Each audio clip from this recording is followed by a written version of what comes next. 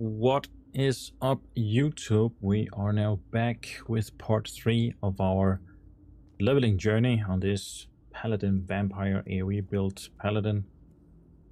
So, how are you all doing? Already a few comments. I see Ivano says, "Hey Shelde, how's Octo doing? Is it a good time to start here? I want to know. I want them to have a fully 1.18.1 client first, as their population should be a little bigger." Well, they are on the 1.18.1 client now, Ivano, so that's already solved. I think, was it already implemented, or is it in a few days from now where Baylor got implemented? So I think they're fully caught up, almost, if not already. At least they are on the 1.18 client. And Rocky Chief, Chief Rocky, let's go. I'll be watching on and off. It's the 4th of July here in the US, but I hope the gameplay goes well. And I will share the stream on Octo Discord. Oh man, thank you. Yeah, I keep forgetting about sharing the things. Man, I really appreciate that. Thanks. And am I going through well enough on the microphone, guys? You know, that's the thing with me, with this cheap microphone. I always got some problems with it. Which client is OctoWoW? Same as Turtle? Yes. Bengi, Bongo. It is the exact same as TurtleWoW. Oh yeah, it's missing. You're right, Chief Rocky. It's just missing one zone. It's probably missing the Moon Whisper, right? Yeah, I think that's the one. But that's coming in a few days from now, and then they're completely caught up, as far as I know.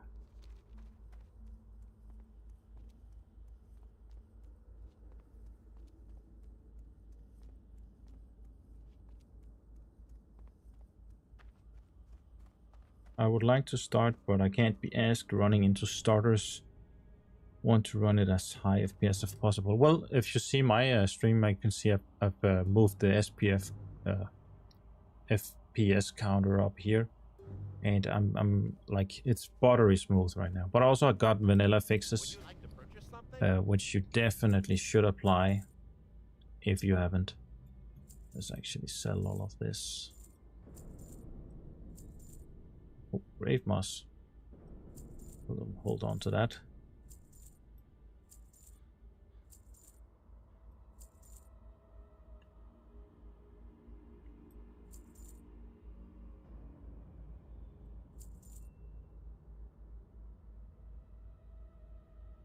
Actually, I'll hold on to this one as well. You never know what kind of odd and weird use cases you can come up with items like this. Especially when you have a lot of mobs hitting you.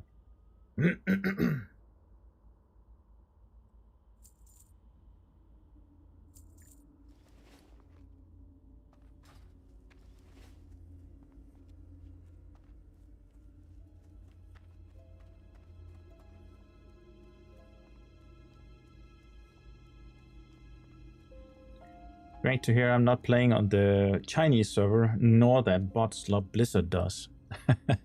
Yeah, I'm not playing on the Chinese servers. I think it's probably running great. I don't doubt that. I think it's a fine server to play on, but just, you know, I'd prefer playing on a purely NA/EU community with people you can actually communicate with. It's with the add-ons and the Chinese languages, I think it's just too much of a hassle. And also, as if you guys haven't checked out Chief Rocky's videos, he pointed out that, among other things, that maybe, you know, the Chinese service risks more. Basically, it's they have a greater legal target on their back. By the way, let's buy a mount and go up here and see if we can get some gather some skeletons and AoE them down. I've had a few gear upgrades since last time, so still rocking mostly the same rings and stuff, but of course the legs from what's it called, Dead Mines quest, and I've gotten vampirism, one vampirism on my bracers, and this clam shield, and my sword now. So, doing a bit more damage, and yeah, it's good.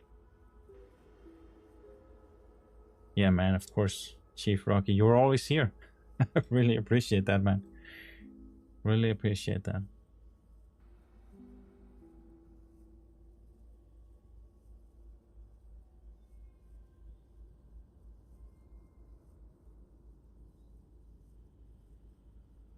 Yeah, man, sure. Have a good time.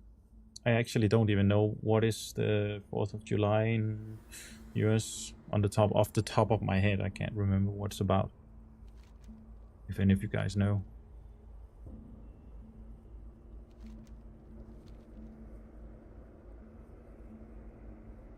I can also just Google it.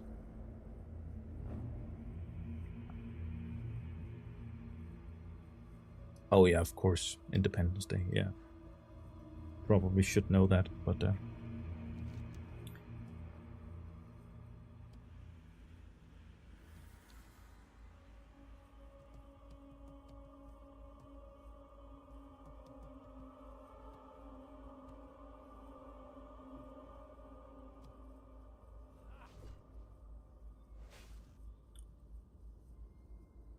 don't know what to say, but yeah, congrats, I guess.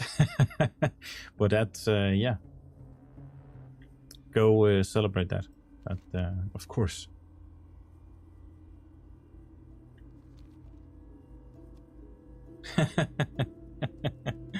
Of course, man, of course. It's, yeah. Britain is not doing great at the moment. Just a thought that came to mind. Not that this stream is supposed to be about politics, but yeah.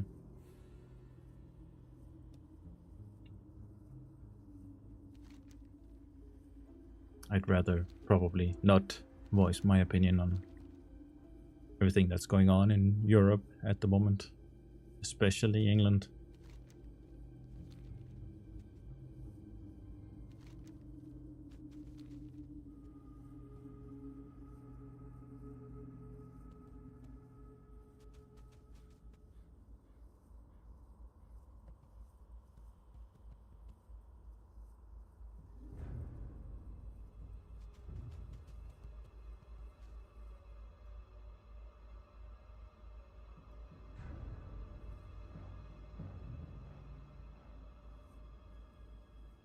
Yeah, Europe is, yeah, I agree.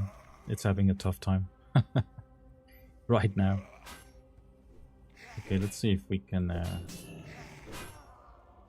should be able to banish 4 mobs. And if you hear, guys, from the last stream, I actually gone ahead and downloaded a add-on to remove the constant error sounds. So you guys should be spared from that for now. But it seems like I'm going to have to bubble this one.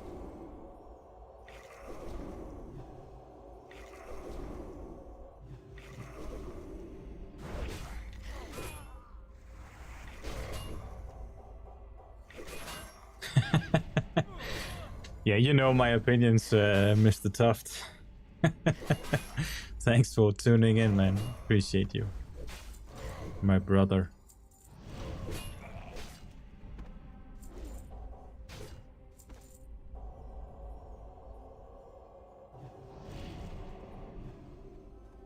And thank you for the support as well.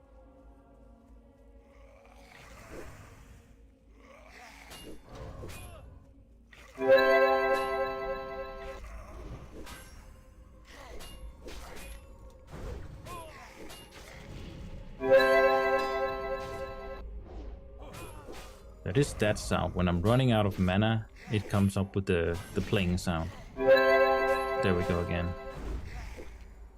Maybe I should see if I can turn that down a little bit.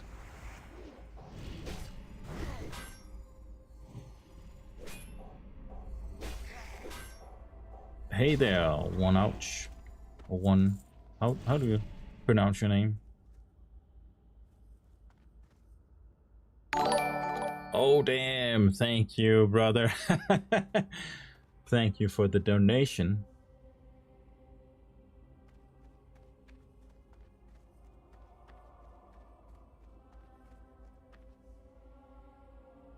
Appreciate that, man. Appreciate it.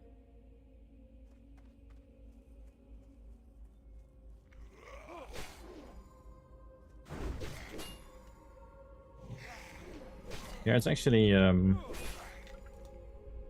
actually part of my setup here. Low health, low mana. But I am not sure if I can actually turn down the volume of it.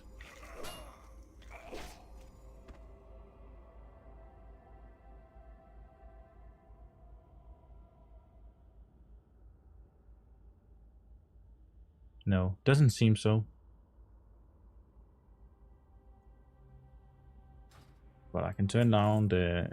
If you guys, if it's too loud, just tell me. I'll turn down the entire game volume.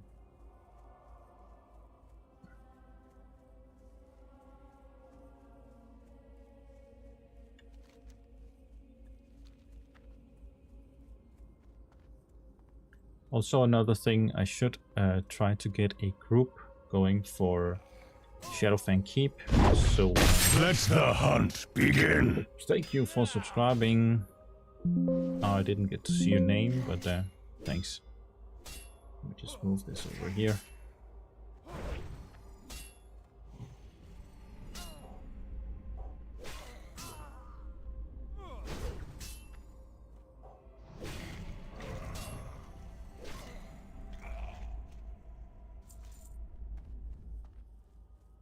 Did I try the PvP realm? Yeah, I was on there.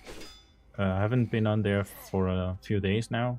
I think they are around maybe 700-ish players at the moment. And right now, it's as if this server did not take a hit at all. I'm actually quite surprised because we've been at 1800 people the whole time.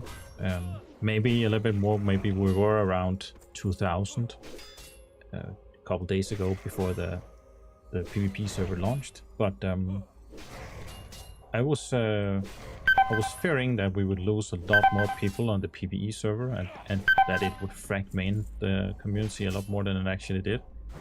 It doesn't seem like it has, so that's good.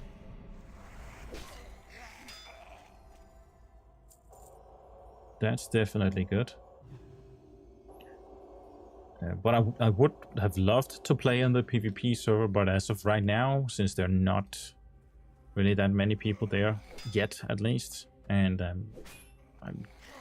I tend to think that there won't be that many people on that server. And if that's the case, then I'll stick to the PvE server, I think.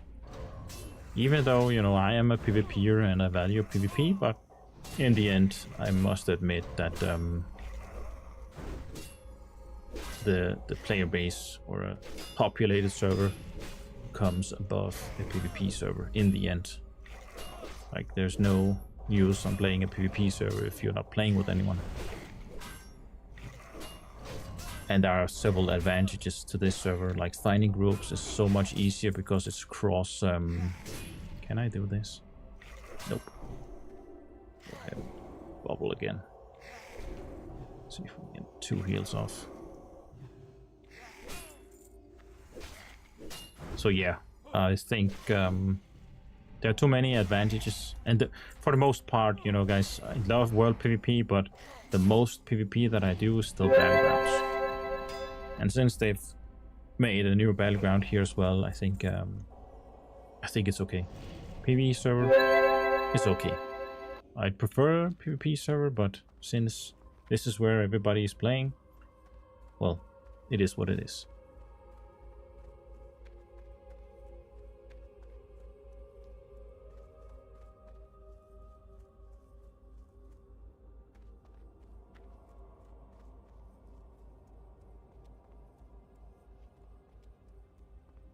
Gotta be careful with stitches coming here. And I've already been killed by Morladim one time, so I fear this area over here.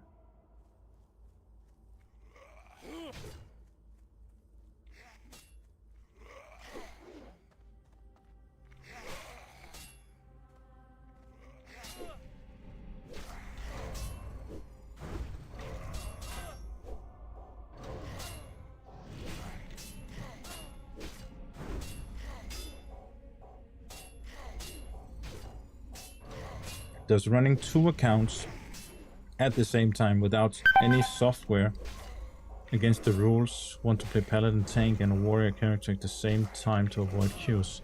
I think that's fine. But you better go to the website and make sure, because I don't want to get anyone banned. But as far as TurtleWoW, that is what a lot of people have done, at least on the PvE server. So I think it's fine. I can't see why you wouldn't, like, you shouldn't be able to do that. I think, yeah, I think they're okay with that. But I heard about Project Epoch being very harsh with running multiple accounts. Especially if you're, like, logged in on multiple accounts at the same time.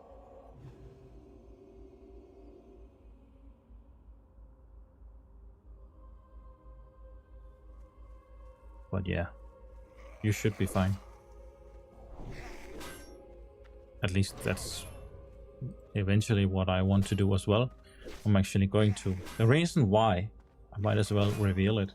The reason why I always level a Paladin first as my main character is actually so that I can boost myself, basically.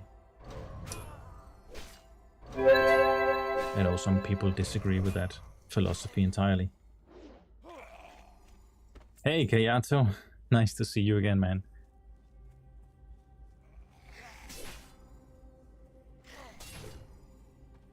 Yep, we're streaming again. I want to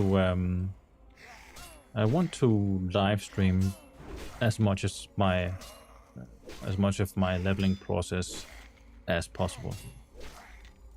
So I've been leveling like 2 levels off stream and then try to only level when I'm actually streaming. But yeah, again, I want to level a Paladin basically first, because then I can use that and create a different account and boost another character or help him level. And you're allowed to do that here on TurtleWoW, as far as I know, at least. It was like that on TurtleWoW. I guess it's the exact same here on OctoWoW. I appreciate it, Kayato. Appreciate it.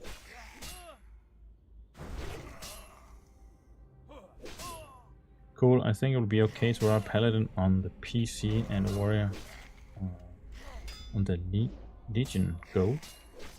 Oh, it's another PC. Yeah, that should definitely be okay. I don't think they have anything installed on your PC that can actually detect whether you're running 2 accounts. Basically, I think what they're looking at is if it was not allowed, as far as I knew, it was not allowed on Project Epoch. I think you would get reported by someone, and a game master would come and look at your character maybe running with another character on follow or something. I don't actually know how it worked on Project Epoch, but I just heard that some people were getting banned because of not strictly multi-boxing, but something close to. Which I think is to some extent at least allowed here on, like without third-party software, but you're allowed to like put a character on follow and actually basically boost that character with your main character.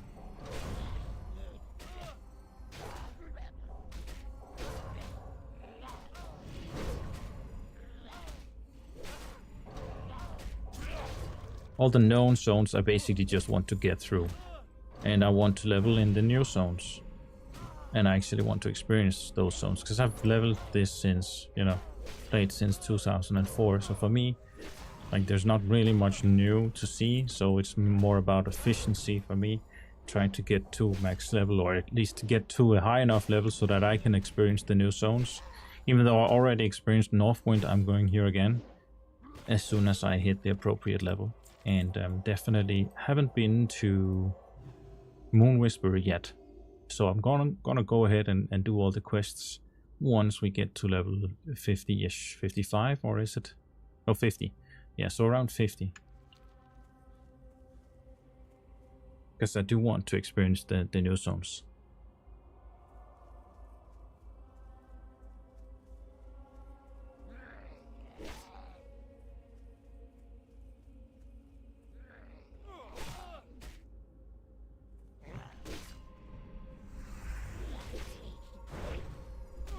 Great video on Classic Plus yesterday. 100% agree with the community-driven server idea. Keep it up. Have fun streaming today. Thank you, Neri. But yeah, something up with the video. As I stated in the video, I think it somehow got suppressed because I uploaded the video. First time I uploaded it, it got flagged with the Steve Jobs interview for some reason, which is like, I thought it was okay to use it, but with a few modifications and changing some other footage that I used. That's what, you know, a lot of content creators, they do. They upload it just to check if it flags for any copyright, and then they change it if there's anything that flags. And I did the same. I did it tons of times because it just did not want to stop flagging. So I think maybe that screwed with the YouTube considering it spam or something and then suppressing the video. So maybe that could be the reason why it's performing as poorly as it is. But I might, I'll give it a day, maybe 2 days, and then if it doesn't take off in any sort of way, I think I'll take the video down and I will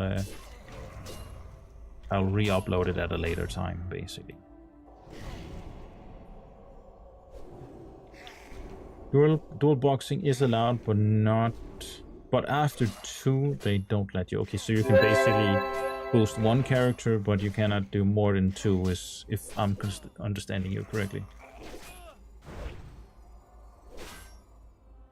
Have you made a guild yet? I haven't made a guild, no. I'm part of Scarlet Crusade guild.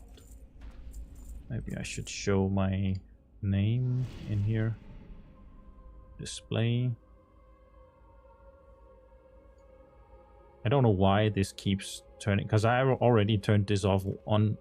I turned it on once and now it's turned off again. My name keeps disappearing for some reason. But I'm just part of the Scarlet Crusade. There's no, I don't even think that the people in the guild know who I am, honestly. I just, yeah, accepted the invite.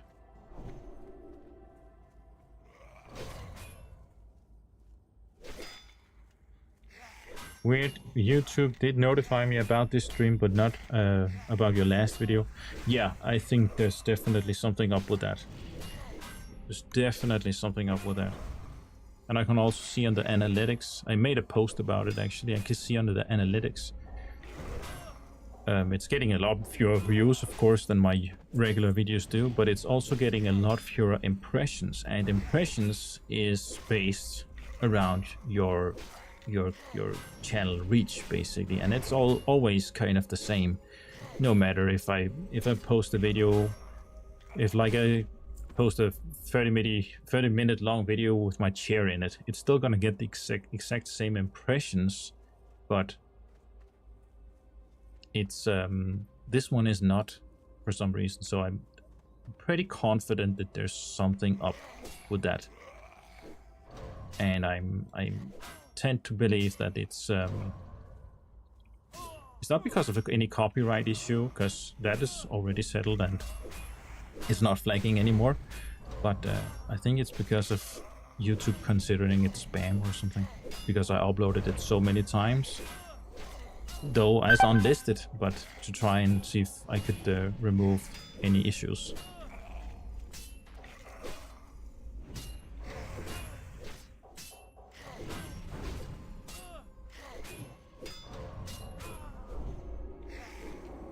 cutting it close with these guys.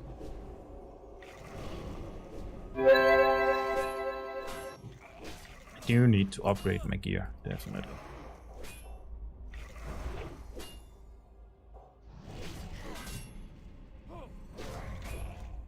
Direct quote from the website: it's forbidden to multi-box more than 2 accounts within the same map zone. Okay. Well, then it is probably the same as TurtleWoW, right? I think so. What is that UI? PF UI? Yes, this is PF UI. The bar is down here, but I have a lot of add-ons. As you can see, I've got Lazy Pig, Learn to Spell, Adasload, Ox, Bag Sui. That is my bag add-on. Character stats, chat. This is the entire chat. This entire row.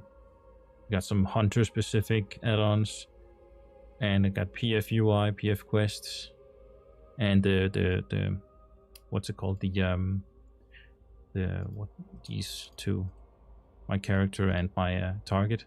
That is Luna unit frames. Yeah, bunch of add-ons. I've got a whole, I've got an entire video dedicated to add-ons and how to set them up, and how you can actually just copy my exact setup from my Discord channel. So if any of you guys want my exact UI, you can go ahead and just copy it from there. And just look up the video on my channel. I think it's called something like TurtleWoW add-ons or something.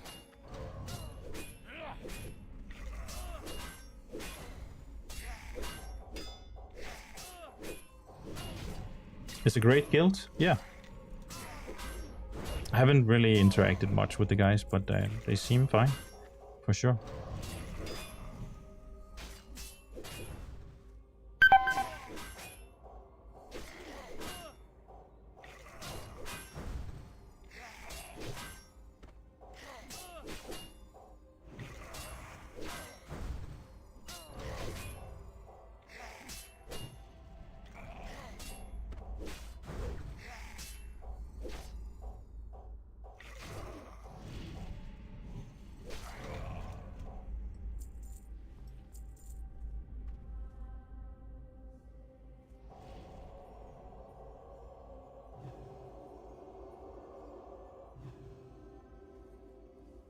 Yeah, my MS is at 60.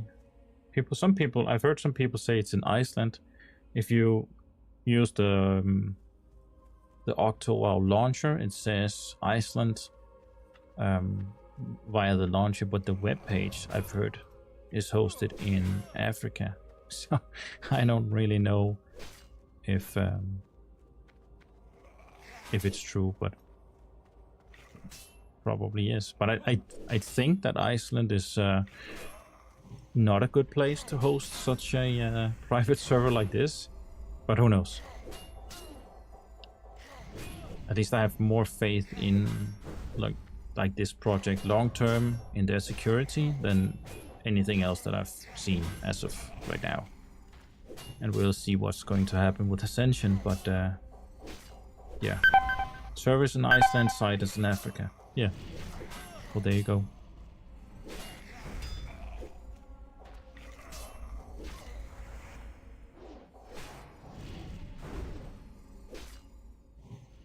Forbidden in the same zone, but only from the PvP server on Cthulhu and Nethos. How can I say that? Ensoth. We permit multi-boxing, they say. Okay.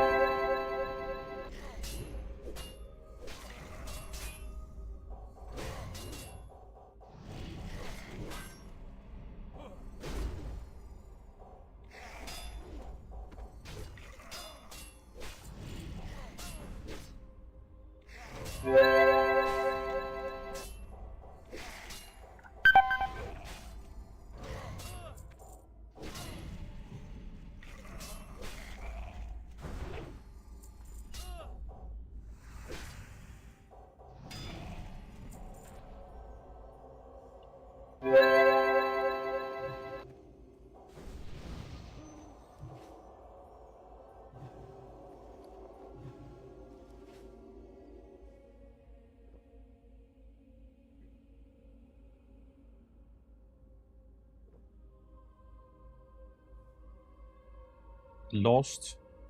I lost a pirate druid. Exalted Cenarian circle rep. Took me years to get exalted. That sucks. What's the persistent casting cancelling? What do you mean? I think it's my. I think what you're talking about is probably my macro, and it's this part down here, purify.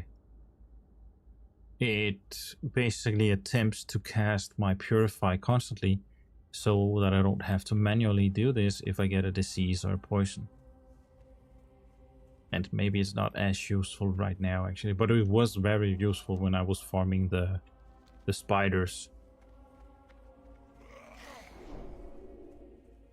At least there's no error sound right now, because I'm basically using my mouse to click for me constantly. So right now, for instance, it just, as you see down here, it's pressing S or F for me, and I'm not actually pressing anything myself. So I've just bound a key that automatically spams a single button for me. And it has my, it has my Holy Strike, it has my Seal, it has my Consecration, and it has Purify, all of them built into basically one button.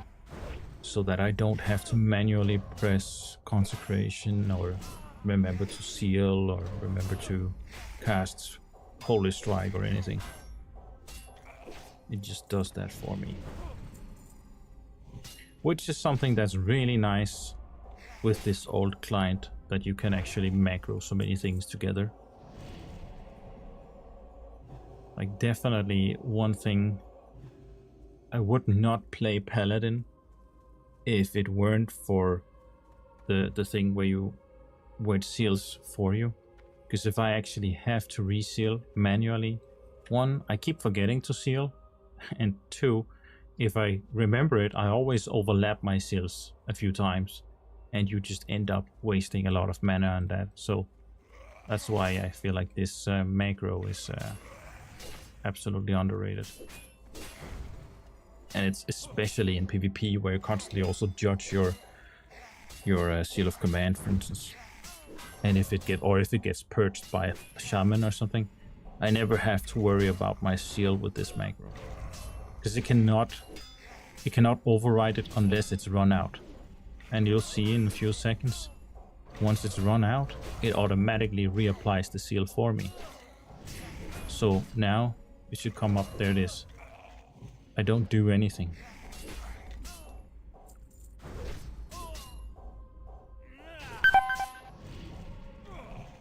Which I think makes Paladin a lot easier to play.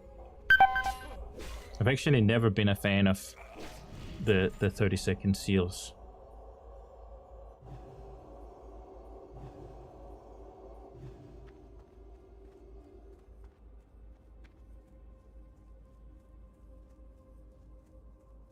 Let's go down here. These guys are a little lower level.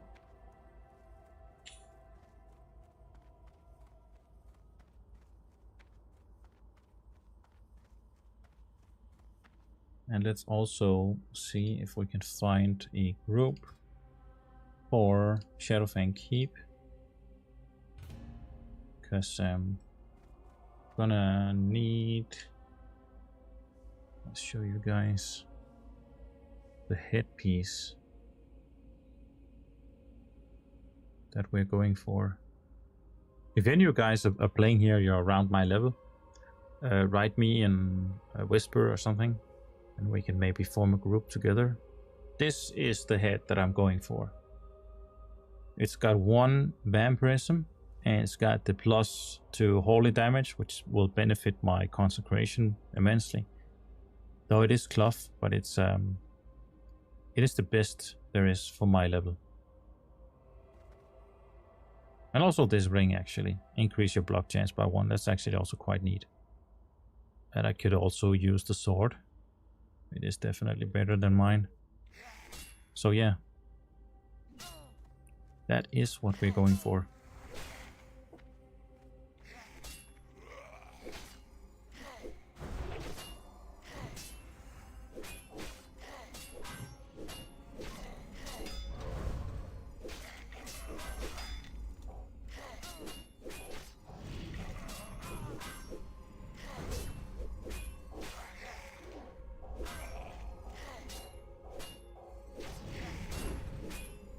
Is it Wrath of the Lich King, Burning Crusade, or Vanilla? Well, this is running on a Vanilla client.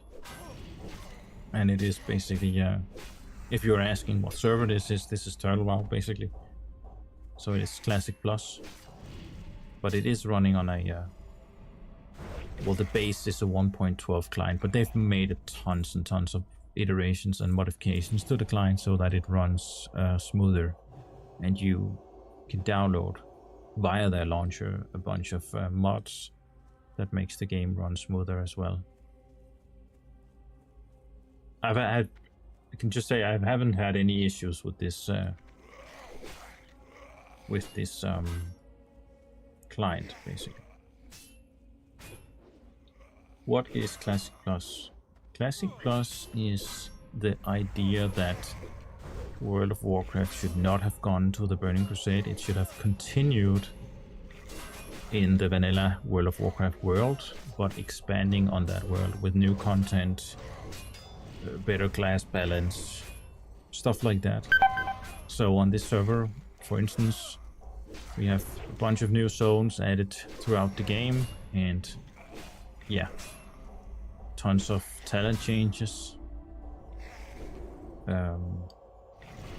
brand new, what's it called, races, 2 new races, Blood Elf and Goblin has been added, stuff like that. That is what this server is about.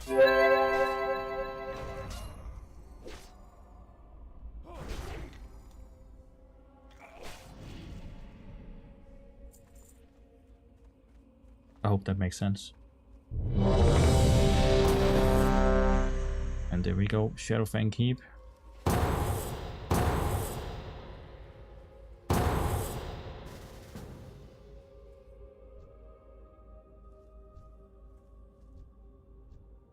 And it seems like I joined as DPS.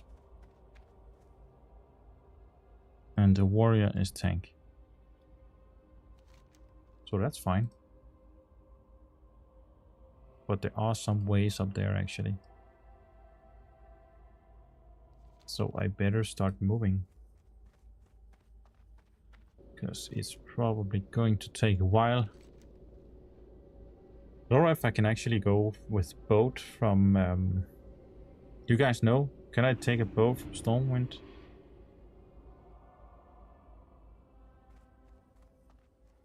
Or are there any shortcuts from where I am to up north?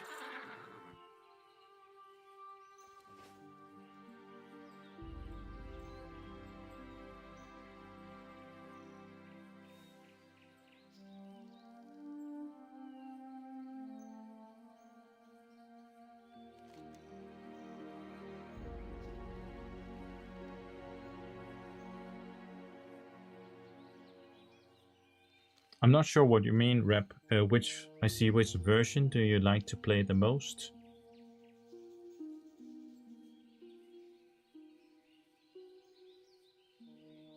There really aren't that many versions. If you're talking about the different private servers or... yeah. Basically there's just, I think, 3 different versions right now. Project Epoch, Ascension Reborn, which is just retail minus, and then there's the real Classic Plus, the only real Classic Plus in my opinion, which is OctoWoW or TurtleWoW.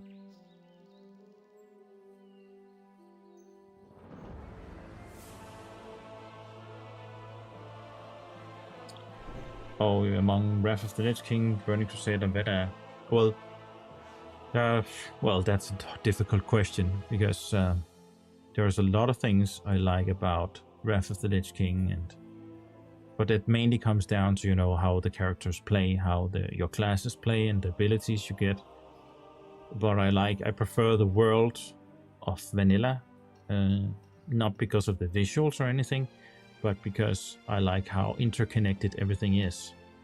If you think about later versions of the game, not so much in TBC, but to some extent in TBC, to a greater extent in Probably just flight path to Shore, but I don't think I got that. So I have to run, I think. But I think the later versions of the game, the newer expansions, you play less and less of the entire game and more of the current patch of the game, if that makes any sense. Okay, I can make it to Ironforge, and then we'll see how we get the rest of the way.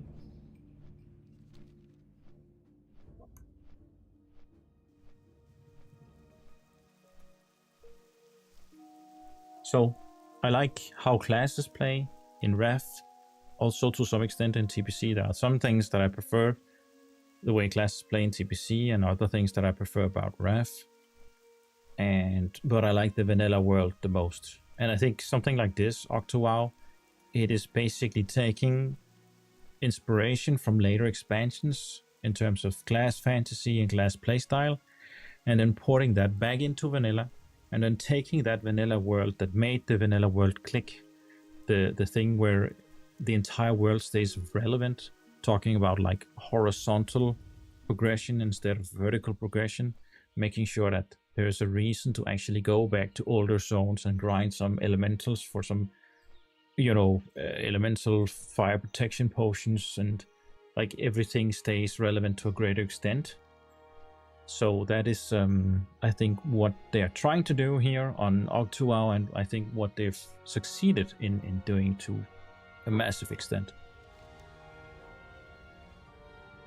Trying to make more of the entire world stay relevant without ruining anything, basically.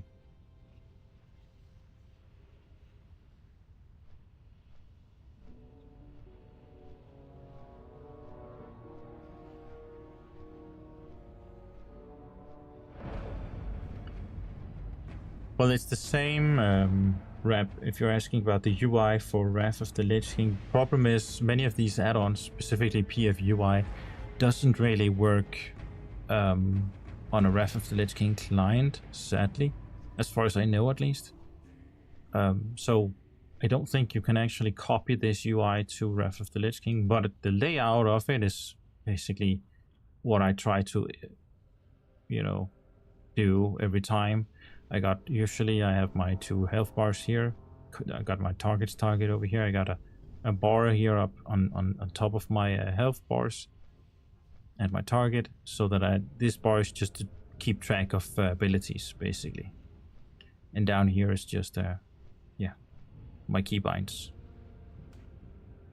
And that's basically my layout. And I like a minimalistic style. It keeps it a little bit clean, I think.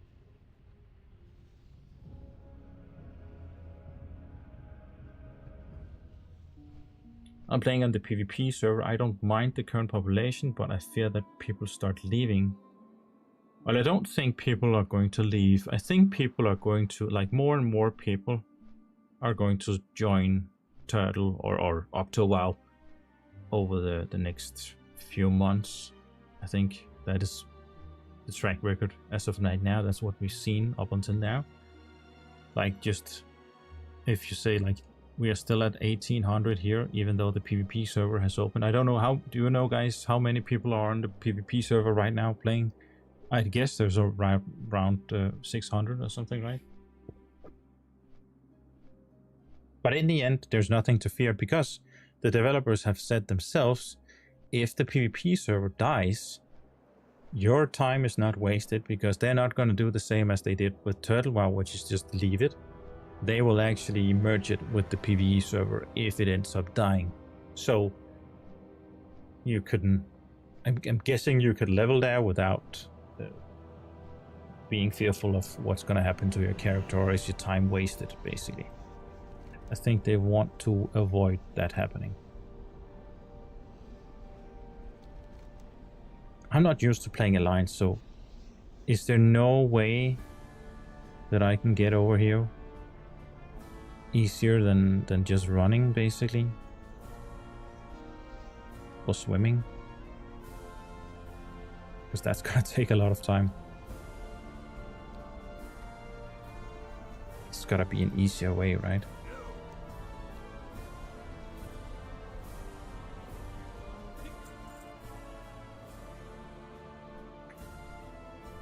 $500 on the PvP server, 400 on the hardcore server. That's actually impressive. I didn't know there were that many people on the hardcore server.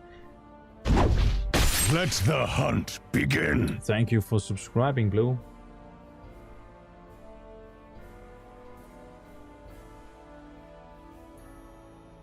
Oh yeah, player counts dropped a little bit on Octo due to the Ascension Conquest of Azeroth. Yeah, I can imagine a lot of people want to check out what that is.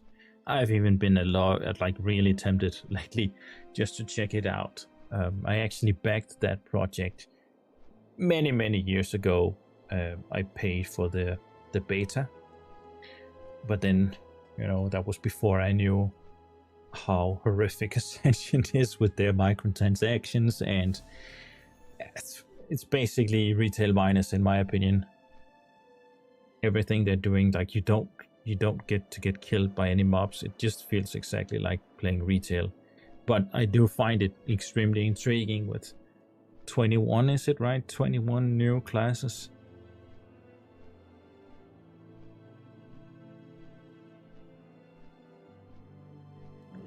Yeah, Koa is very retail minus. Yeah, that is exactly what I thought. And retail is, in my opinion, there are some things that I like about it. I like the talent system that they got more complex. It feels like, I don't know if it's true, but it looks like, and it feels like there are more customization, that you won't really have two characters functioning the exact same way, which is something I really like, that leans into the RPG element, but at the cost of dumbing down the world to the point where there's no difficulty, and, you know, your sense of reward is just diminished massively, because your accomplishments and your, I don't know how to describe it, but it's just everything feels less impactful in many ways in retail. So many catch-up mechanics, so many things that basically undercut your effort and your time spent on your character. I think that's yeah, that's mainly what I dislike about retail. And of course, PvP specific stats like resilience and, you know, stuff like that separates PvEers and PvPers. Forces you into a silo of gear. I hate that. Flying mounts. I think if it's the same as Reborn, Warcraft Reborn, which I get the feeling that it is, I think the vast majority of people is probably going to get bored with it. But what do I know? What can I do for you? New flight paths. And do they actually have like entirely new zones, like something like this, an entire new zone on Koa? I don't think they have added these entirely new zones with instances and dungeons and entire quest chains, which you have here on OctoWoW. Raids and stuff.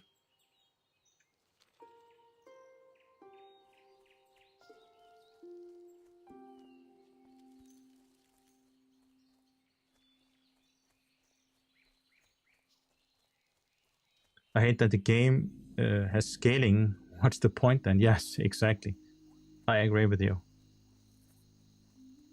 It just does not feel good.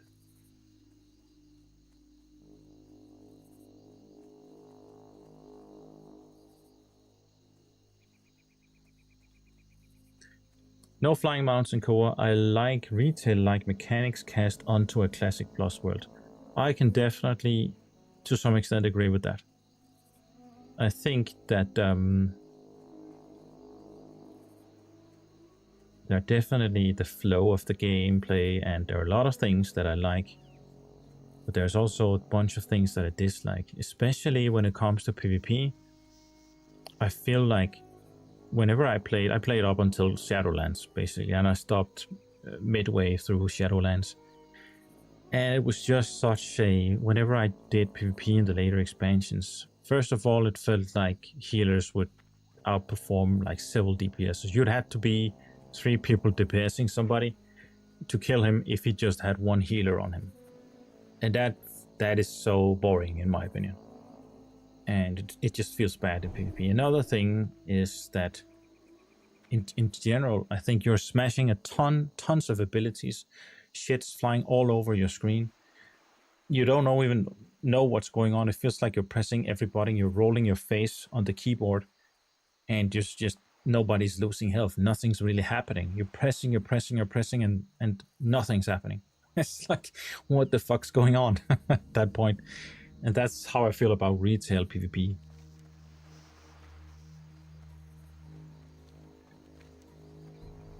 I'm just gonna go here, get the flight path, and I'll probably try to go up north. I don't know if it's easier just to swim.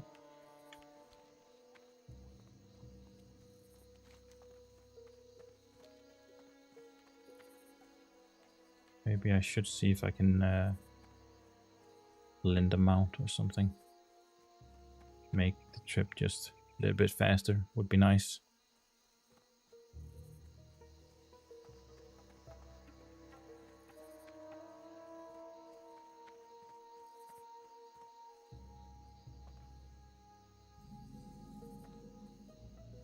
Need help?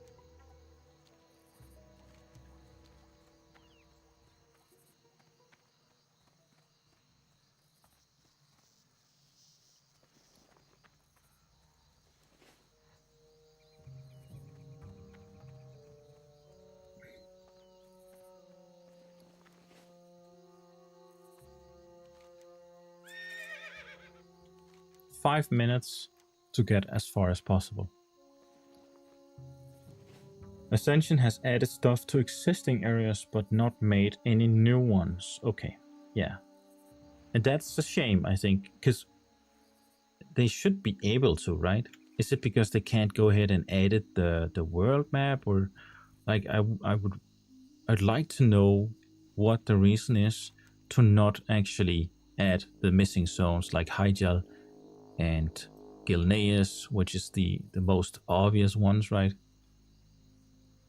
Zones like that, they should be able to, because I know they can modify the world, they can make custom stuff, but why in the world haven't they actually added a new zone to the game? It's just cramming more stuff in a already crammed world does not make, like, in my opinion, is not true Classic Plus. That's not true new content.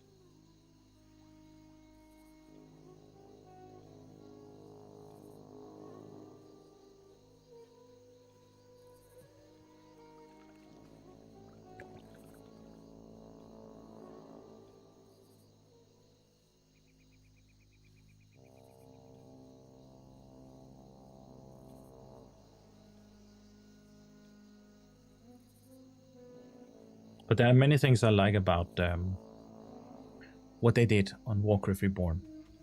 Definitely. There's just too many things that outweigh the good stuff. It's like 1 step forward, 2 steps back. But one thing, if I had to pick out a few things, like one thing, for instance, I like the world drops things where you can actually go out, explore the world, and find some random item that you can pick up and use, and it's a green something, or it's a bag, or it's a weapon, or an item, or shield, or something.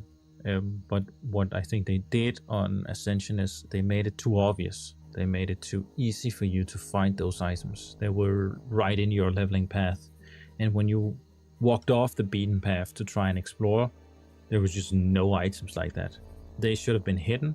There shouldn't have been this fairy dust glimmer all over them so they're visible from like 50 yards away. It should be so that you only, like, you can only see it if you actually hover over the item. Like it is in vanilla, basically, where the only things that glimmer if you've killed a mob and you hover over the mob and then it glimmers slightly.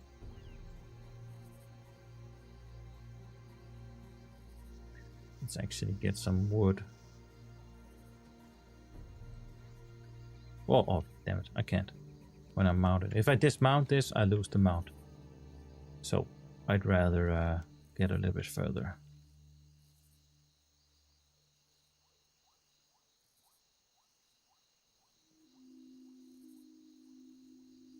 Hello, I'm new here. Is there a guide for the Vampire AoE build? Yes, there is a guide on my YouTube channel. I think you can just go ahead and type in Vampire AoE build. I can maybe show you on my monitor, my second monitor here. 1 second.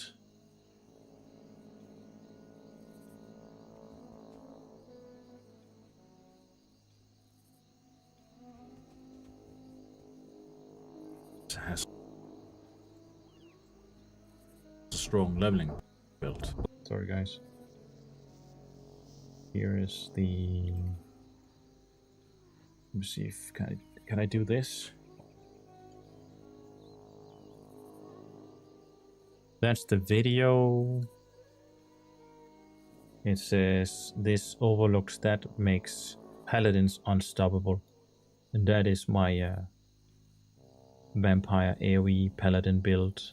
But on TurtleWoW, Paladin has something different. A build that turns every enemy hit into damage and every point of damage into healing. This is the Crimson Paladin, powered by the most underrated stat in the entire game, Vampirism.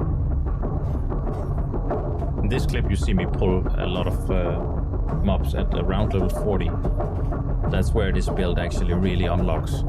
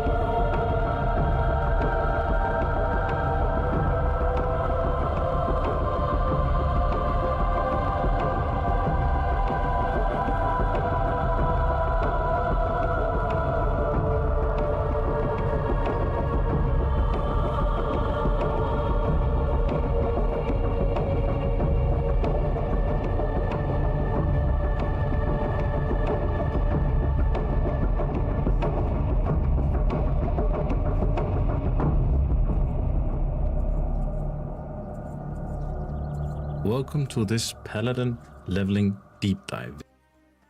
That's yeah, that's the build.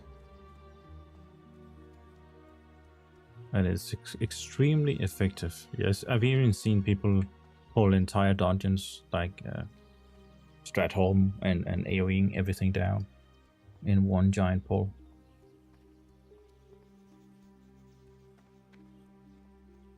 So you can definitely do some crazy stuff, just like in TBC, where, you know, people, they get the trinket thing that heals you whenever you block, and then they can pull an entire dungeon, and that's kind of the same thing here, but just with this stat instead.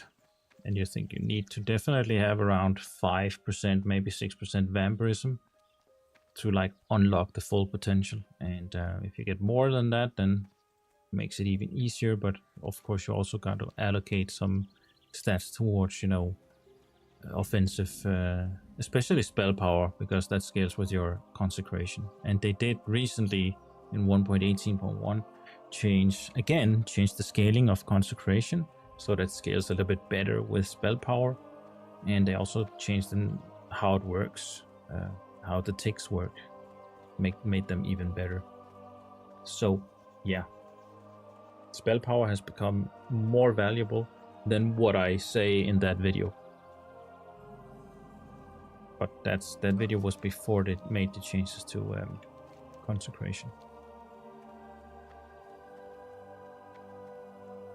So a few things have changed. But I'd say roughly, if you go ahead and watch that video, go over everything in that video, I think you're pretty settled in terms of what to do to make it make a vampire AoE build.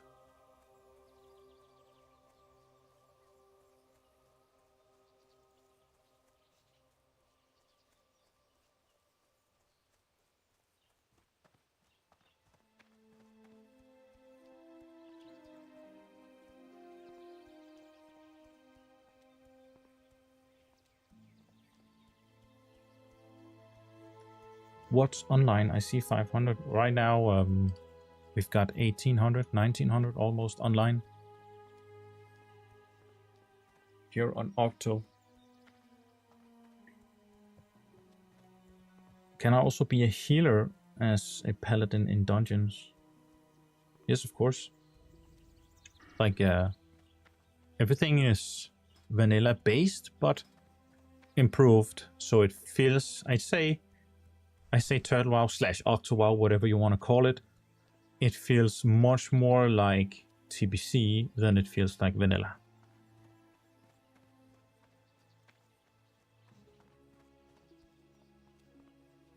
So this OctoWoW, it feels like TBC, but in a vanilla world with new content. New dungeons, new raids, and a bunch of tiny things, like so many immersion things spread throughout the world. But staying true to vanilla. Have you seen any issues with excessive aggro range on mobs? No, I haven't.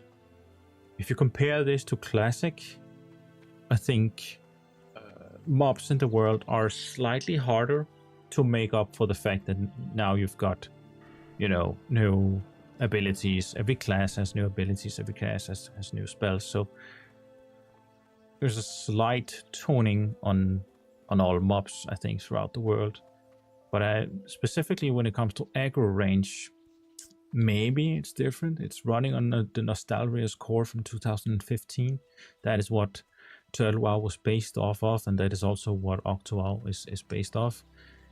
And I know that mobs on Turtle or on Nostalria's was running faster, especially low-level mobs are running faster, so they can catch up to you, which they can't in Classic.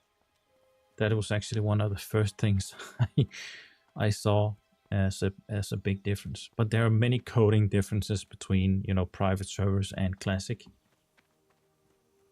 And I think most of the coding differences is actually to the advantage of the private servers, because I feel like they did not have to stay true to what, because they did not know how vanilla functioned perfectly when they created these, so they coded it to you know, to some extent as to what made more sense in terms of, like, maybe Ragnaros has a little bit more armor, so, and you know, stuff like that made, you know, the dungeons and the raids just ever so slightly more difficult, but also more immersive in my opinion, because of that difficulty increase.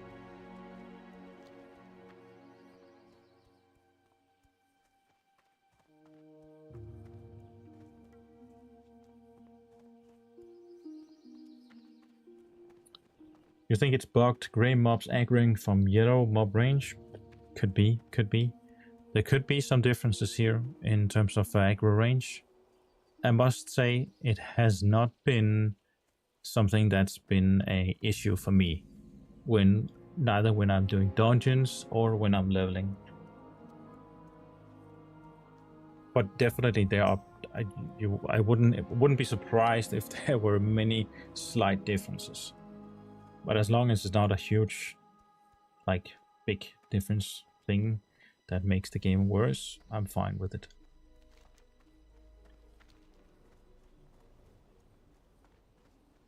Mac Orc skin available? I don't think so. They've imported some hairstyles and stuff from Wrath of the Lich King. So when you create your character, you can choose the Wrath hairstyles, the same as you see here on my character. But I think that's it.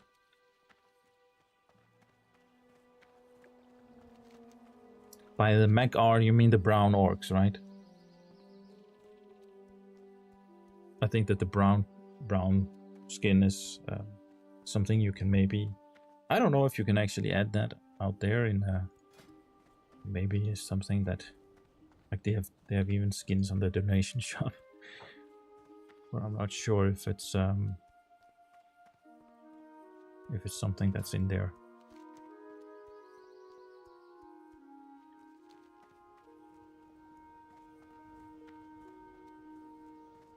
It was available on Turtle and it should be available on Octo. Yeah. Well, if it wasn't available on Turtle, then yeah, I'd bet that it is also available in here because it's the exact same as Blue Hands says. The exceptions are the more or less new specs roles that were made viable but barely existed in vanilla. Full Smite Priest, Great Shaman Tank, Full Melee Hunter, Subtlety Rogue, Support Spec, yeah. Yeah, those are a thing here on Octo.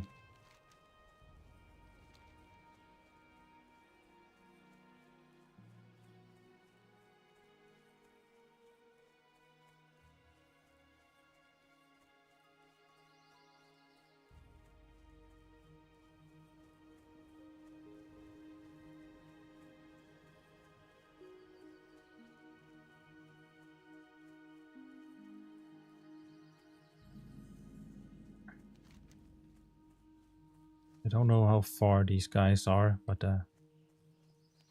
it's very friendly of them to actually wait, because I wasn't actually, to be honest, I was not prepared. I did not have any of the flight paths or anything. Maybe I can get a mount down here. Maybe not. Is there a horse that I can lend or rent? Horsey? No. Well, you just have to run.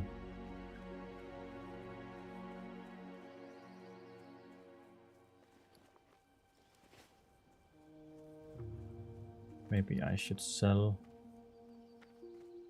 What is this? Staff? Talk to me. Sell, repair. Get rid of some of this junk before we go to the dungeon.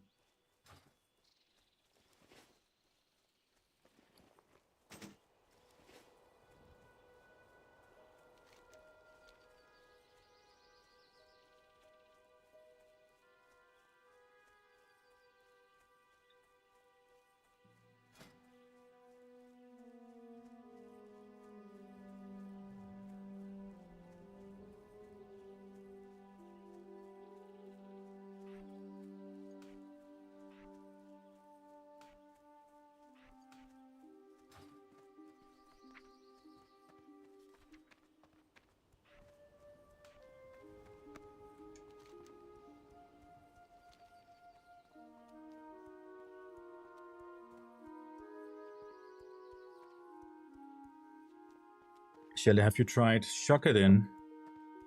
Yes, I have.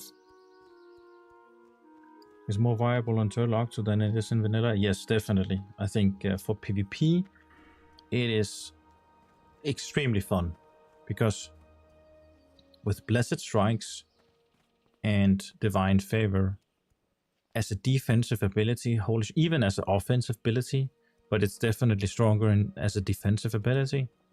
You can basically almost be unkillable, I'd say. You're really, really strong in terms of survivability, but of course you have less damage, you have less output, but it turns every fight into an attrition fight in a way, because now Crusader Strike, if you have 5 points this, it resets your Holy Shock.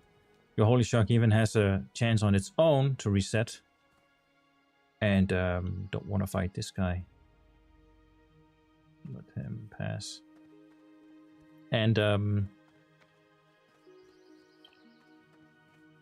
yeah, with the 50% crit chance, you're just constantly crit healing yourself. I even have a macro that I made.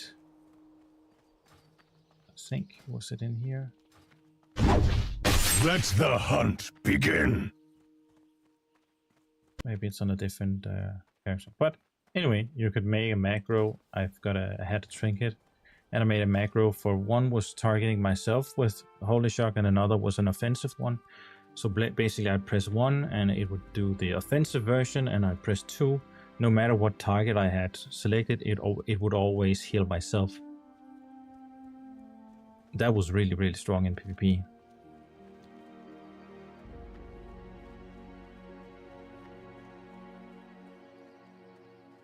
I hope you are enjoying your time spent playing on the OctoWoW server. Big Sick, thank you. I am. Are you in any way, what's it called? Are you a game master or something? Because I knew we had a game master last time in the stream.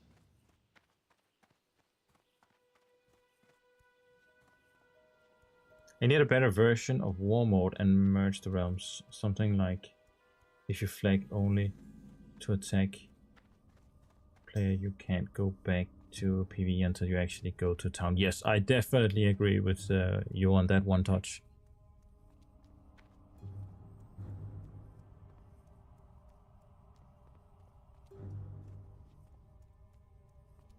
I definitely agree with you. The War Mode here, it needs a overhaul. You can't have PvEers who are not flagged for PvP run around and get the ambush on you every time just because you're flagged. That shouldn't be happening. And then unflagging because you haven't attacked them in 5 minutes, so they can just go ahead, follow you wherever you quest, and when you're low health, just go up and one tap you. That is not good. No, I'm just some guy. Okay. I like OctoWoW and your channel. Well, I appreciate that, Big Sick. Appreciate that.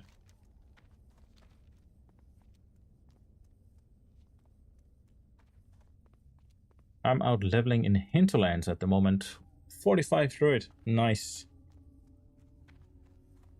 Yeah, Druid has also really gotten some love here on OctoWoW. Like, massive changes to how they play and how everything just scales, and yeah. I think if it wasn't for my vampire build here on my Paladin, I'd probably make a vampire build on the Druid. I think that could also be quite effective. Cause tell me, cause you know this style, Lin. If swipe, or if you have, like, Druid has some sort of AoE ability, right, that can attack basically every target in front of you, or is it capped? Are you always wanted to play Boomkin, so you're giving it a go? First high level Druid I've had. Okay. Well, then maybe you don't know, but I was wondering if Druid has some sort of AoE ability that can actually, other than the storm clouds thing, what's it called? Can't remember what that is, but a swipe ability in bear form that actually attacks everything. You think it's capped? Okay.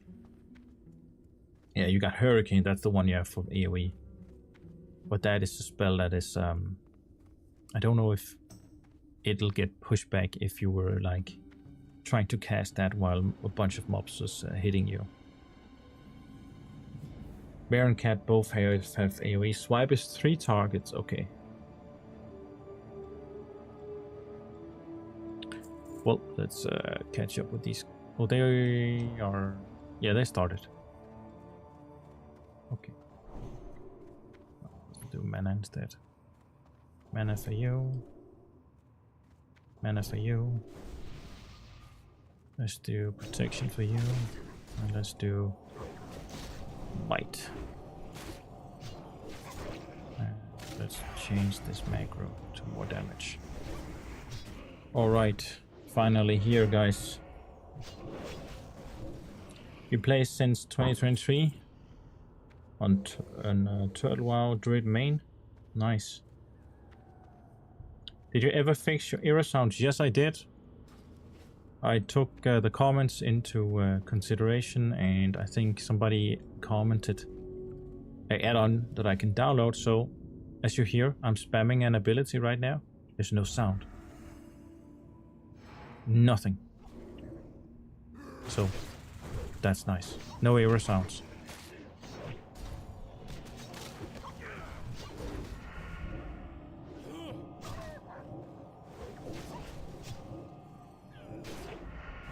Let's do a reset of damage meters.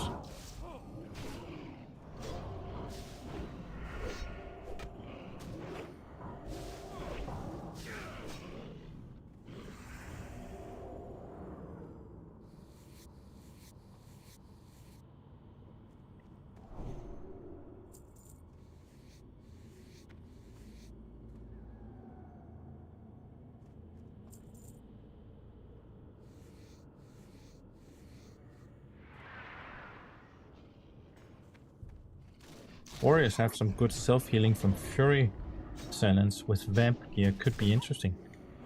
That's a good point. Yeah. But I'm not well-versed warrior, so I'd probably never play a warrior setting. But if somebody else would try it out, it could be nice to see how well it performs as a vampire build, basically.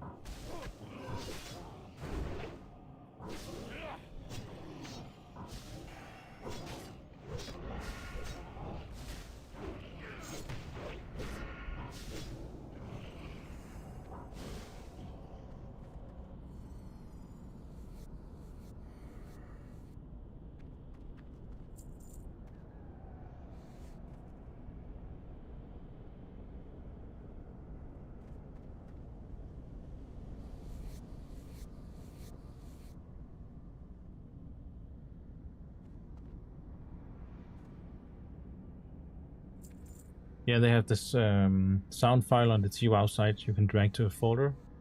Yep, I think that's the one that I used.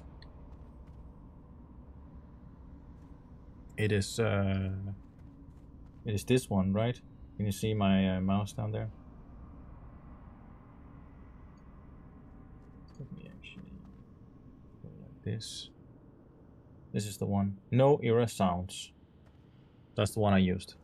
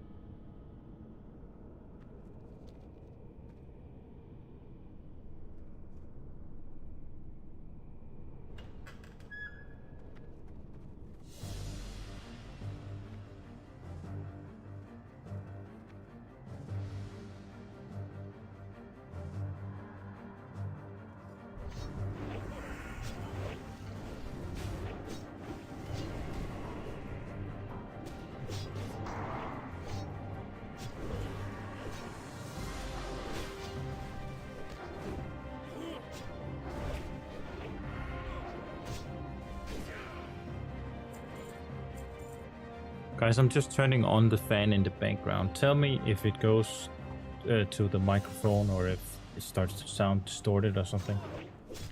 But it is really getting hot in here.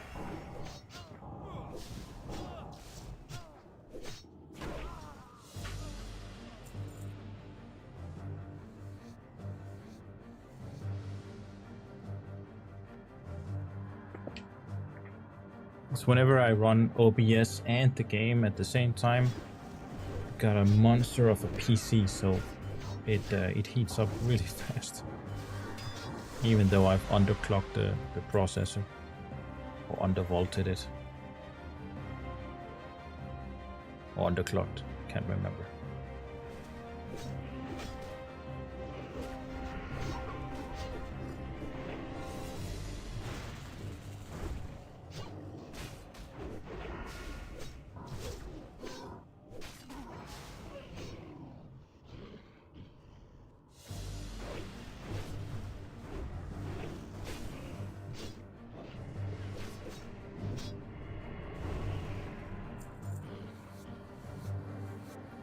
While enraged, Death Wish or Wreck. You get 3% health on every attack. Also Blood Rays for 6% HP every second for 6 seconds. Attacking fast with Vamp gear. I think you could solo some stuff easily. Nice. Well, it definitely sounds like that. If they got the talents for it as well, that supports this, you get health back and stuff. I think especially if you've got something with uncapped AoE potential, like Consecration, and you still have, you know, all the defensive stuff, then it really starts to get strong. I actually think the shield, what's it, an engineering shield you can get that does damage whenever you block. I think that shield is actually scales with vampirism as well, so you get health from the damage that that shield does, but I'm not sure. But if that's the case, then it's definitely something that warriors could also, you know, do.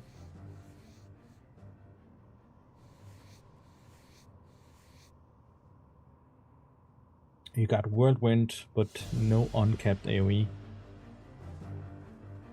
But maybe the shield works with warrior talents. If it does, then it's that would be quite strong, I guess.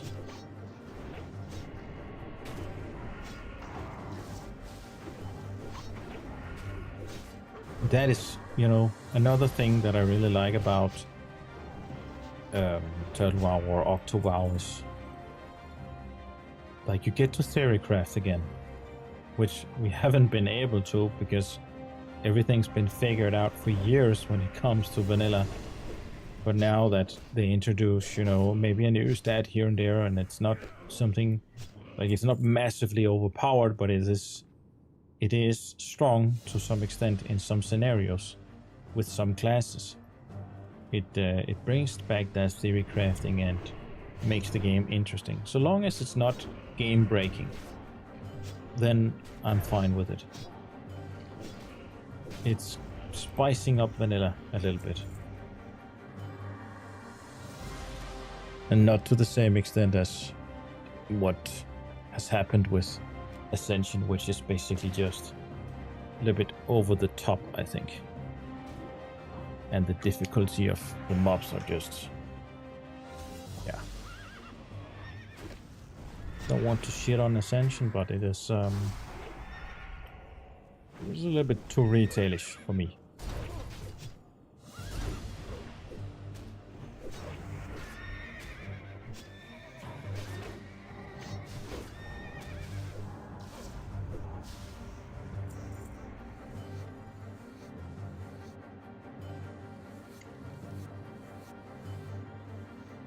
Another thing, I've said it before, I'll say it again.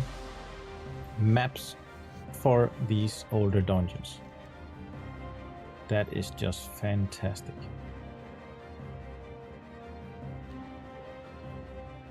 Is that, have anybody here in the chat played on Ascension? Because I'd like to know, do they have maps like this of, you know, something like Shadowfang Keep or these older dungeons? Do they have in-game or in maps inside the actual dungeon?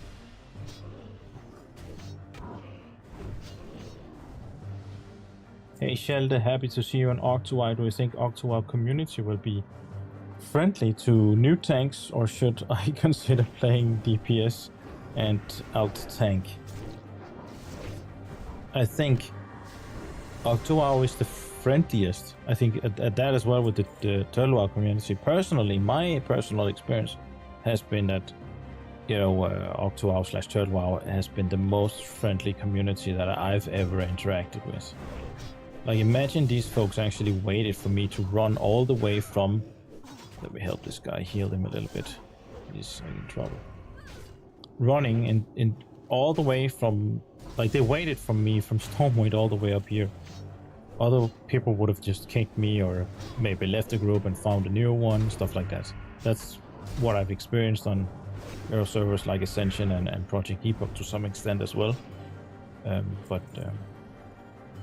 People here are very patient. That's what I'm trying to say.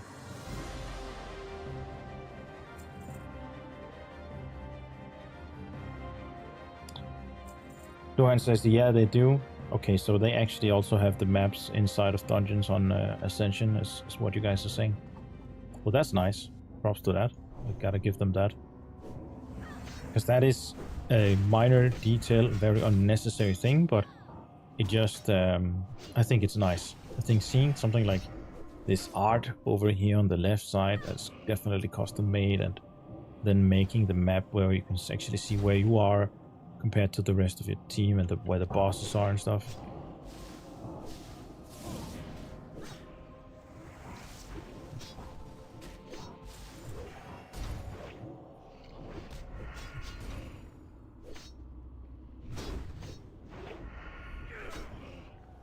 Yeah, sadly Epoch did not. That was actually just an odd little thing that I was a little bit disappointed with about Project Epoch, because they really did spend a lot of time on adding so many tiny custom things, but something like that was left out, and as well as, you know, new zones, which is funny because they added those new starter zones, and those were great, the new gnome and troll starter zones, and they added those to the map as well. But so I know that they could add them, but they did not add, you know, Kilneas or Mount Hyjal. I probably think they would have added that later on, but sadly we never got to see. Let's hope something happens with Project Epoch Reborn, and, you know, the development actually starts happening. Because I could see myself giving that another shot if it actually takes off. Because when TurtleWoW shut down, I was actually leveling a little bit on Project Epoch, but again, found out that it's not going anywhere. And now with Ascension lawsuit and stuff, it's yeah, it's probably going to die with it. So we'll see what will happen with the new Project Epoch Reborn thing. Did MC ever come out? No. It did not. I think Onyxia was out, and the new boss in Onyxia, but I think that was it, as far as I know.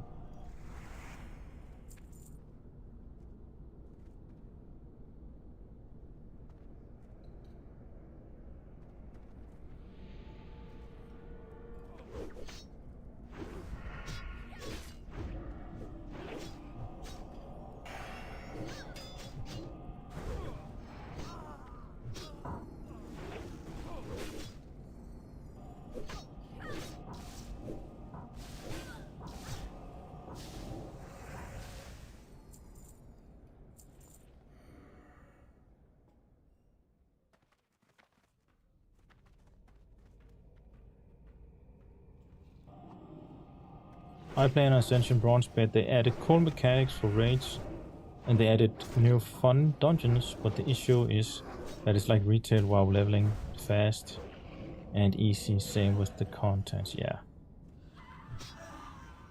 I think for me, the most game-breaking stuff, well, there are many things. It's hard to like pinpoint a single one, but as many of you probably know if you've been watching my content over the years, I despise PvP specific stats, and I think they are leaning into it on Ascension to some extent. I know they've added it to a bunch of items in the world, but I don't want to be pigeonholed into a specific type of gear, and I don't want to carry around two gear sets, like a PvE set or a PvP set. I don't find that, I think it loses the RPG element of the game whenever you have to have one item set that is dedicated to PvP and an entirely different set with a different set of stats on it that is dedicated to PvE. I think it's clunky separating the game in that manner. I think there are better ways to do it, and I think the best way that I've seen so far is actually what they did in Season of Discovery and what they've done here on OctoWoW/TurtleWoW, which is just do a damage reduction in PvP. So whenever you join a battleground or whenever you engage someone in PvP, you just do slightly less damage, let's say 15% or something. That makes up for a lot of stuff. Another way of doing it would be add more health to people.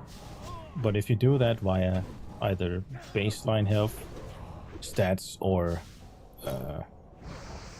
yeah, more stamina on gear or just baseline health, then you end up trivializing, you know, health potions. Because now health potions will heal you for a lot less. Bandages are also going to heal you for a lot less. So then you need to buff bandages and health potions.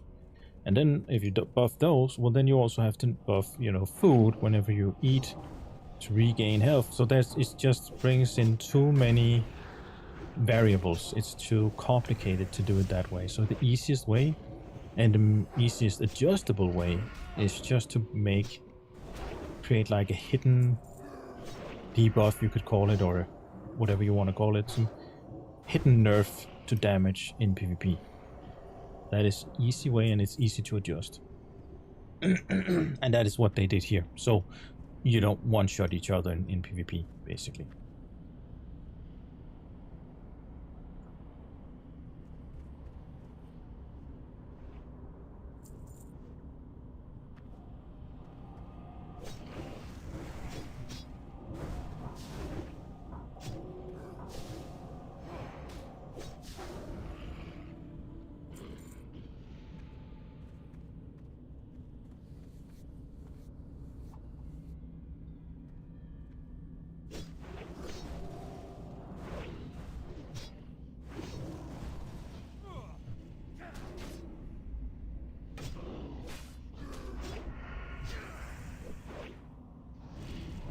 There's one thing, now that I come to think about things that I like from other expansions or other private servers, the one thing that I like the most about Project Epoch is probably the accelerated day-night cycle.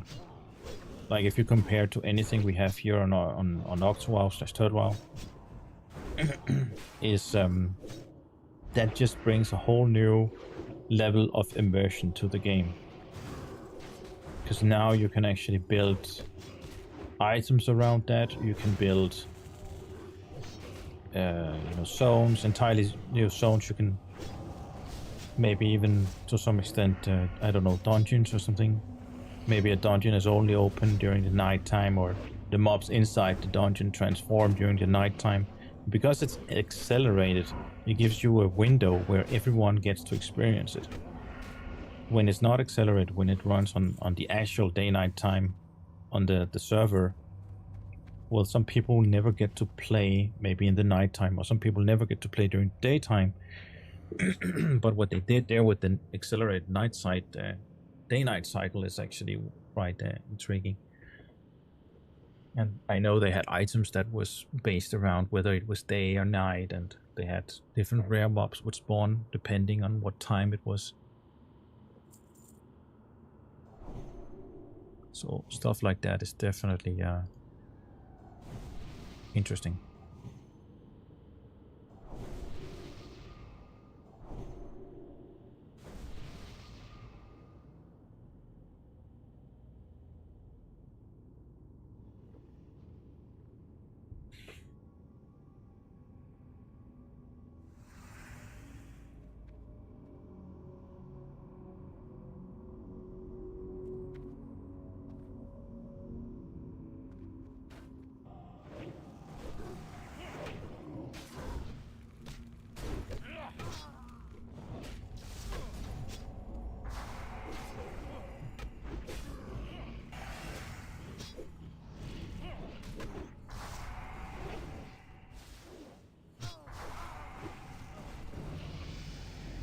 Ding.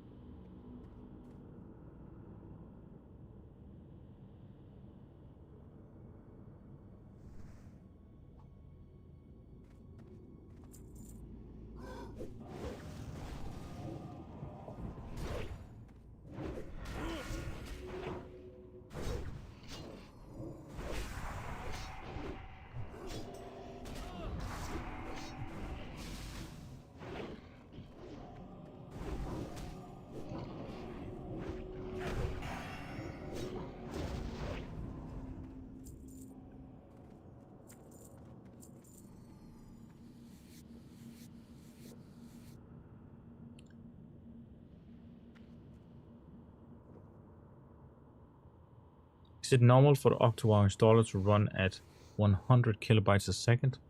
That seems very slow. No, that's definitely not normal. I don't know what's up with that.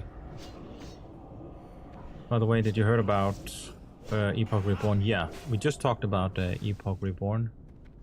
What's all about? Are they going to build the same game with different team and get away from Ascension? Yes, that is exactly what's happening with Project Epoch Reborn. They're trying to yeah, separate themselves from Ascension, and I think one developer, or a few, I don't know how many they are, but one in particular wanted to separate from Ascension. And he seems very competent, at least as far as what I've read on his webpage and what he intends to do. Because there was, like, if you guys remember when Epoch launched, there was so many bugs on the server. It was horrendous, and it just went down constantly, and to some extent it was good that the Ascension team took over, because else it would have died much faster than what it did. But there's still so many pathing and odd quirks and bugs that just game-breaking stuff. They were by no means ready for a launch.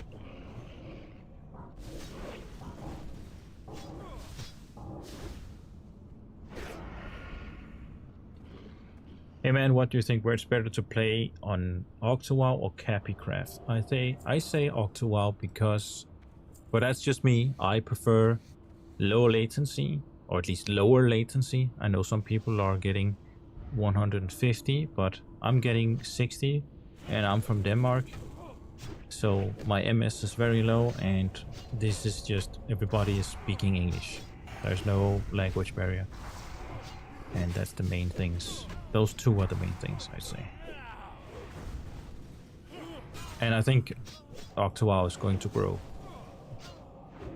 and I think it's going to overtake Capicraft at some point, but there's still rumors of, you know, virus on the launcher and them not being caught up with the 1.18 partly due to my content, but I've tried to rectify that because things are just moving so fast here on OctoWoW that I could not, content-wise, I could not keep up with their pace. So whenever I made a video, well, they fixed whatever bug I mentioned, or if there were an older version of the game, they would have already caught up. So things have been moving really, really fast.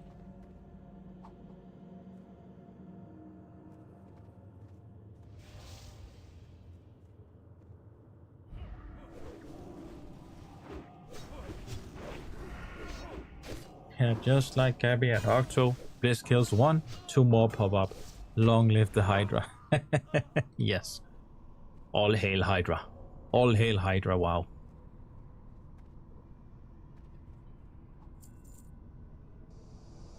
What?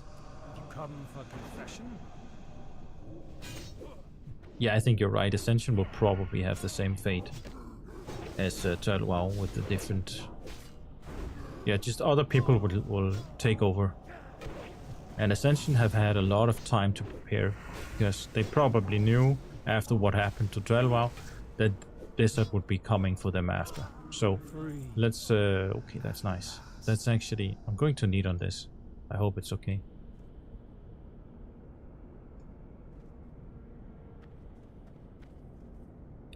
I hope no matter, I don't like Ascension, but I don't wish it to get shut down. That would be sad. Even though it's intrusive microtransactions, and I don't entirely agree with the way they want to make a Classic Plus. But I can see the value for a lot of people.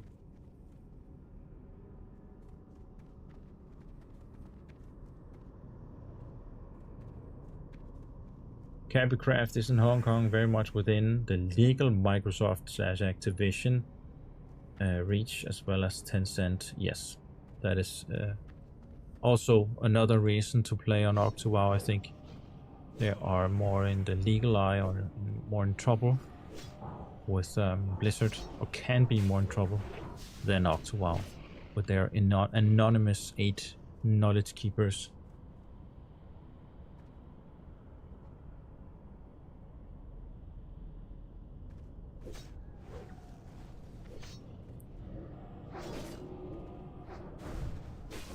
To be honest, I'm scared that either of these two servers will be nuked. Yeah, I think what they've done here, we have to remember that if we take what they say on their webpage and what they've said specifically about how they are going about securing this server, is that OctoWoW is, they have the 8 backups of the server, but not only the server and its core and everything, the patches, but also on our character data. So let's say Blizzard shuts down OctoWoW tomorrow. Well, then it will pop up again by one of the other 8 knowledge keepers. Will rehost it within a couple of days. Probably they already have that infrastructure down. And then also your character will be on that new server, just like what happened with Nostalrius and Elysium. Your characters were saved on Sethcore, right?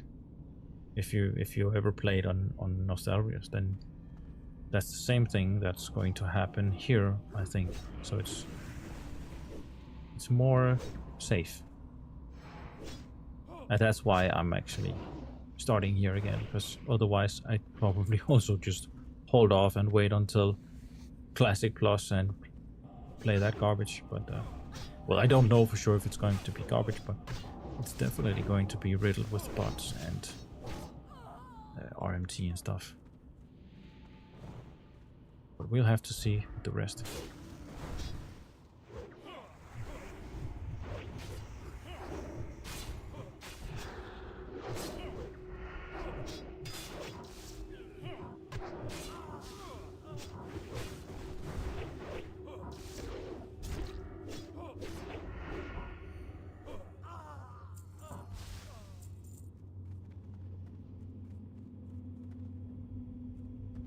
But Kronos 5, is that not just vanilla? There's no Classic Plus added to them? Let the hunt begin. Thank you for subscribing, David. I think that Kronos, as far as I remember, at least Kronos, I've played on one of the earlier Kronos servers, and that was that's just base vanilla. Nothing has really changed, other than you can type .vsd and then you can sign up to Battlegrounds.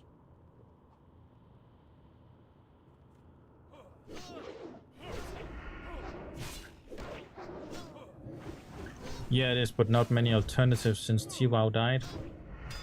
Well, I'd say there are Sand Worlds, there is OctoWoW, of course, and then there is Capybara. If you really want a highly populated TWoW server, then Capybara is there.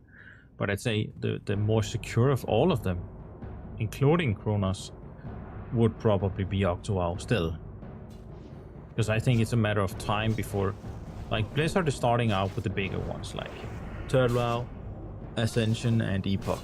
And once those are dead, then they'll probably go after the smaller ones.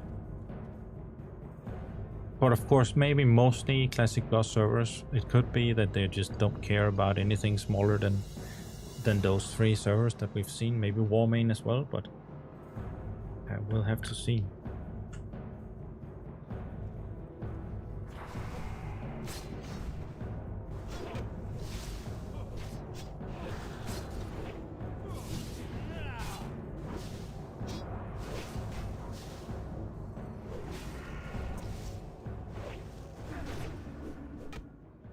Look at how efficient we are.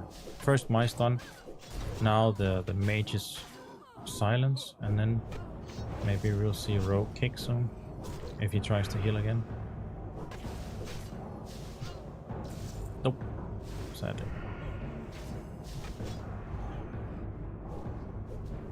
But it doesn't matter. instead.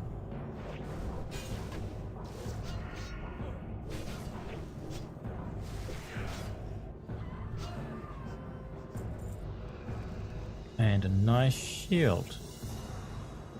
Don't think I can... can't really take that away unless the warrior doesn't need it. And he don't. Well, then I'm going to take it. Because it's definitely better than what I have.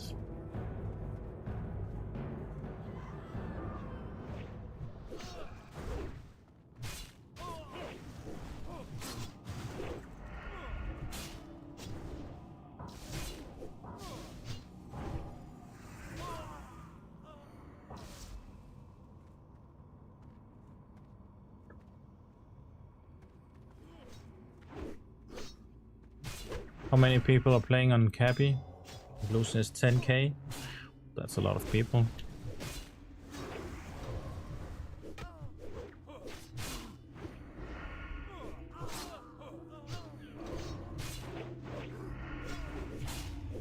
Is our warrior going to die?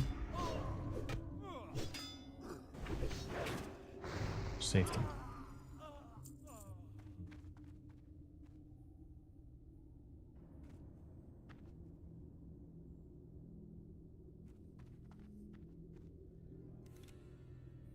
Well, some people, what is the OctoWoW virus? Some people talked about there being like the launcher flagging for malware, or you know, Windows Defender popping up and asking you if you really want to run this program.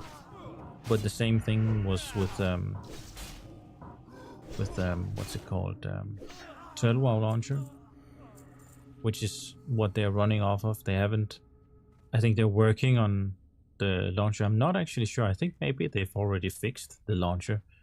I'm so afraid of saying anything because whenever I talk about a thing, then they've ended up fixing that thing like a few days later. So it could be that there's no issue anymore with the launcher.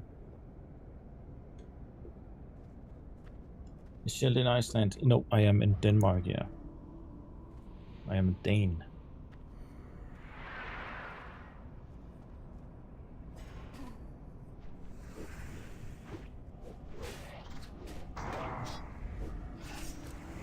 True Viking, not those Icelandic fake Vikings. I'm a true Viking.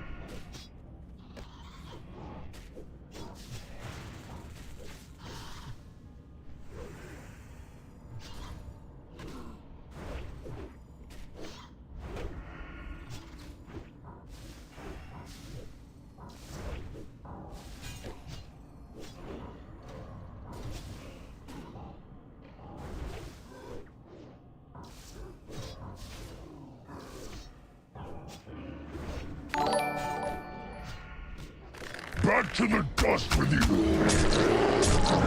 Oh damn, we've got a new member on the channel. Renee, thank you for becoming a Mognithol member. Appreciate that.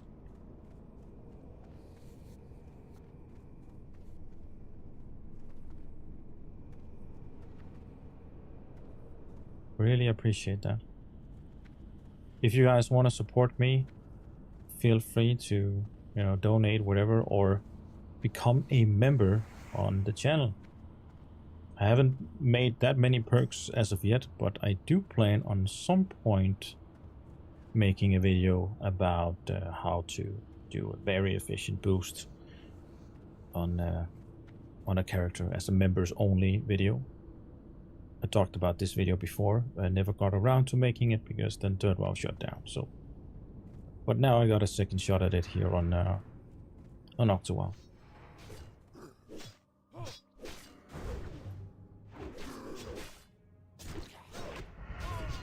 Oh, he writes me. Thank you, champ. Really appreciate it.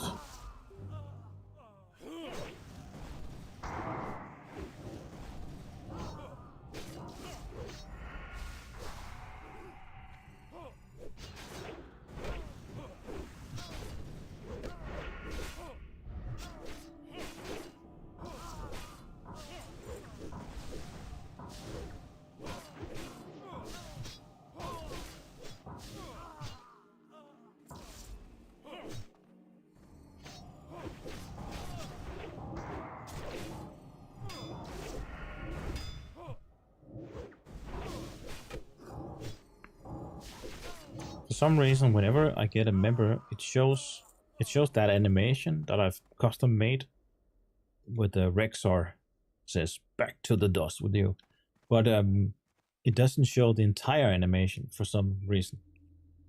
I don't know what's up with that.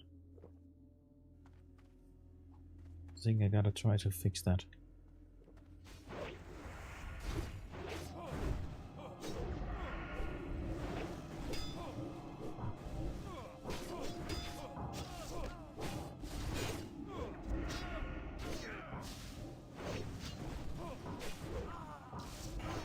But streaming is something that I've always wanted to do, but just basically been too scared to do, and haven't really felt like I knew enough about it. But I am more or less getting a hang of it, I think.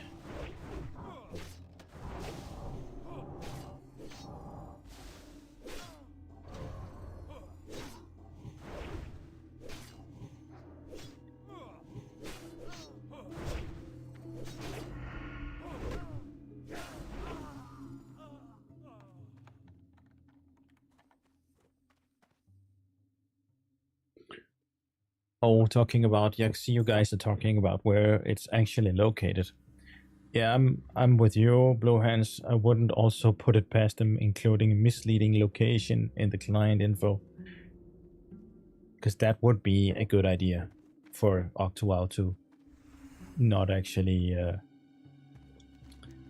you know, reveal where it's actually hosted.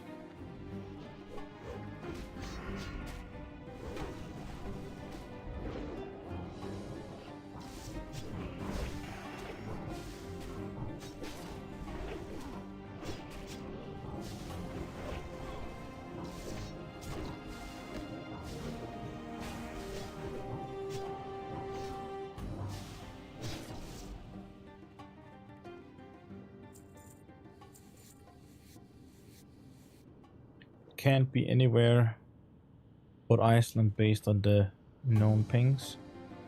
Okay, I see. Hopefully it's just with like out of reach of you know, any jurisdiction and Blizzard.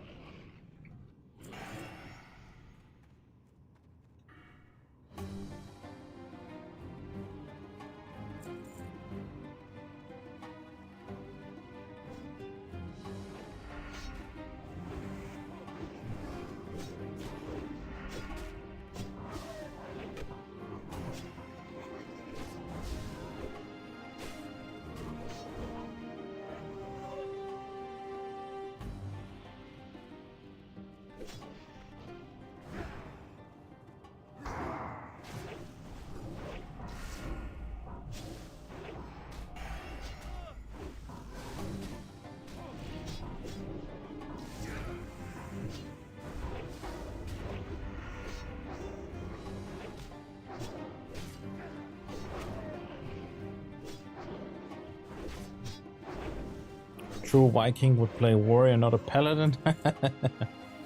Well, that's true. Well, I'd probably play shaman then. That's close enough, isn't it?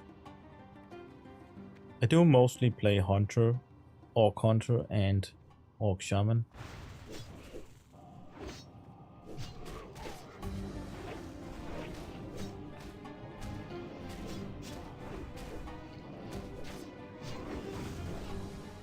Hello, what is your unit frame add-on? It is called Luna Unit Frames. That is the add-on. Luna Unit Frames.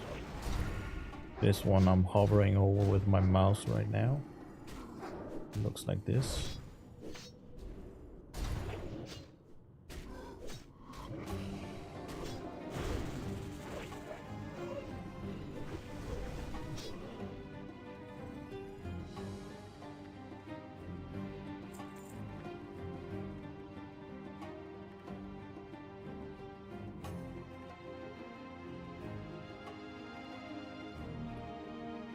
What's the point of having a paladin and shaman faction block in a cross-room server? What do you mean? I'm not entirely sure what you're saying.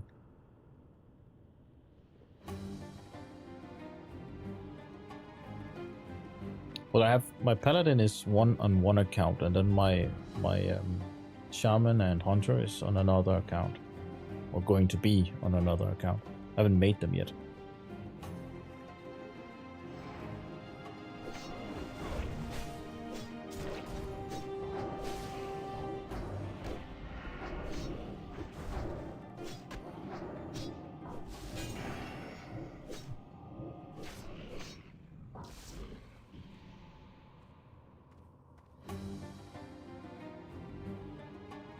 But I want to, I want to use my paladin to help level my hunter and my shaman, at least up until level 30, and then from level 30, what I usually do is I just start, and I do this on pretty much every character.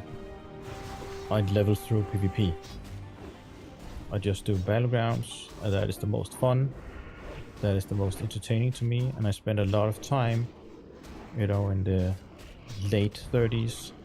I start to try and twink my character just ever so slightly, look for an interesting quest chains or rep grinds and dungeon items, and I go farm those items, see if I can get those items so that I can perform just ever so slightly better in PvP.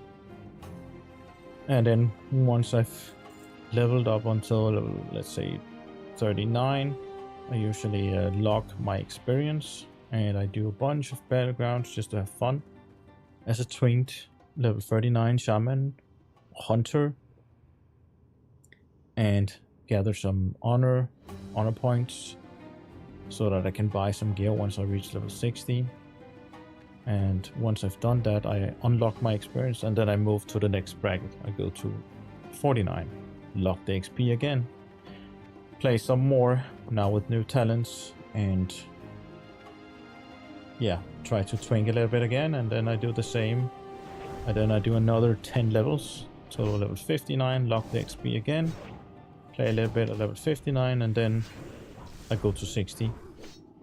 And I find that to be the most fun and most enjoyable way of leveling. Are you on the PvE server? Yes, I am on the PvE server right now. That is the most populated server. So that's where I am. If it weren't for it being the most populated, I'd probably be on the PvP server. Well, population is 1900 now, and it was probably a lot more. I think it's probably been, yeah, it's probably been a lot more, but now a bunch of things just happened. PvP server just released, so a couple hundred people moved over there, or a couple of hundred, I think 600 people or something, are on the PvP server, and it's growing. And also, as somebody else mentioned previously, Conquest of Azeroth just released the Ascension server, so a lot of people are checking out that server as well. So it's taken a little bit of a dip, but I think in due time this server will make a comeback. It's even more so because it's already been growing a lot.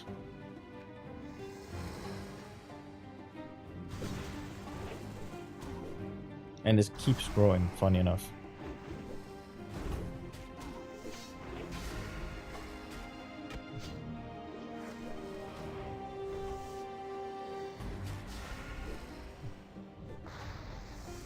Yeah, 1900 even with a new PvP server.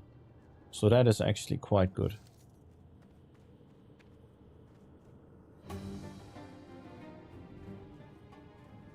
It's more fun to bait people into PvP on the PvE server. To some extent, yeah, maybe.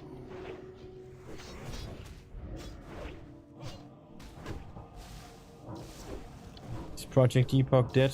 For now it is. Maybe we'll see something with Project Epoch Reborn in the near future, but as it is right now, Project Epoch is dead, yes.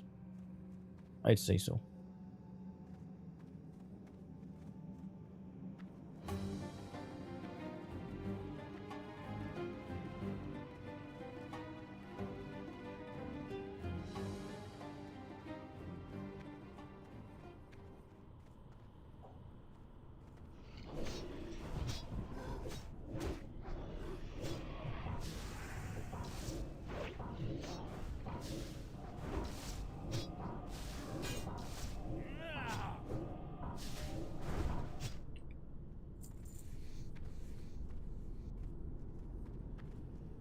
Getting to the final boss now.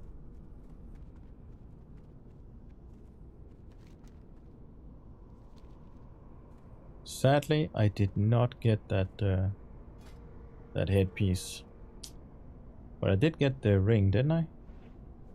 No, that's the other warrior got the ring.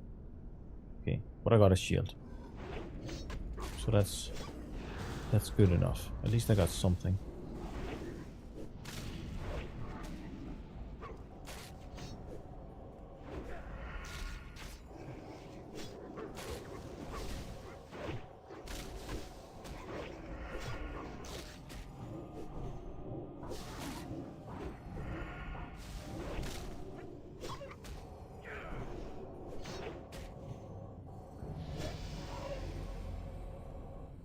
I wish they would change the blessings to 30 minutes instead of 10 minutes.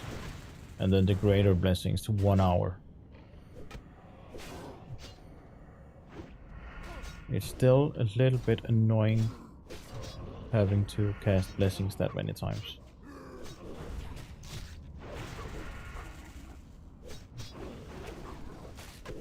Yes, as someone else mentioned before, it's also the 4th of July in the US. So that means a lot of people are probably with family and friends not playing World of Warcraft. I reckon.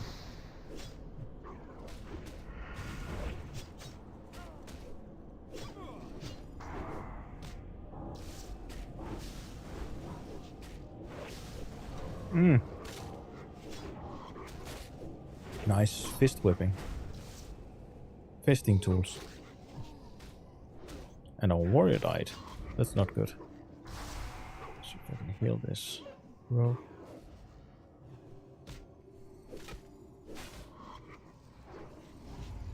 Stand in healer.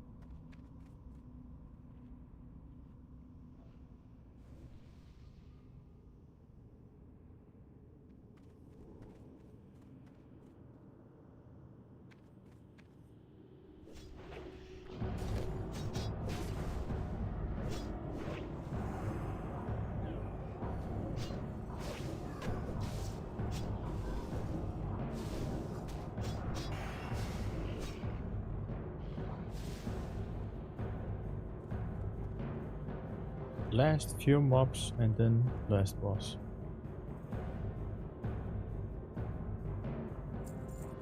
I remember doing this guy on Project Epoch and it just taking forever. It was like way overtuned. And him porting around. Like what?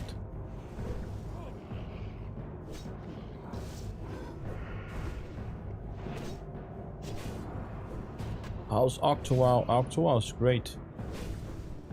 OctoWoW is doing just great, I'd say.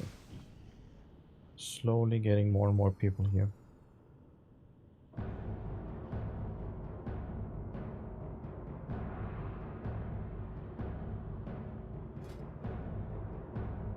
I think the maze is good, but it's not better. But it is BOE. So we should probably all just greed, right?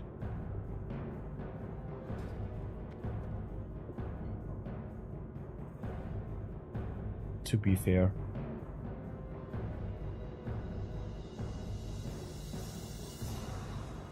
Would you say I can do SFK on a 23? Yes. Our priest is 21. Our rogue is 24. So I say a 23 rogue, you can sign up for SFK for sure. Is the horde side active? I think so. If you just look at the composition of my group, I signed up for random dungeon and we got 3 horde here and 1 alliance. I actually think we got 4. Yeah, that's also a horde. So I think the horde is very active on this server. But I don't actually know the composition of horde versus alliance.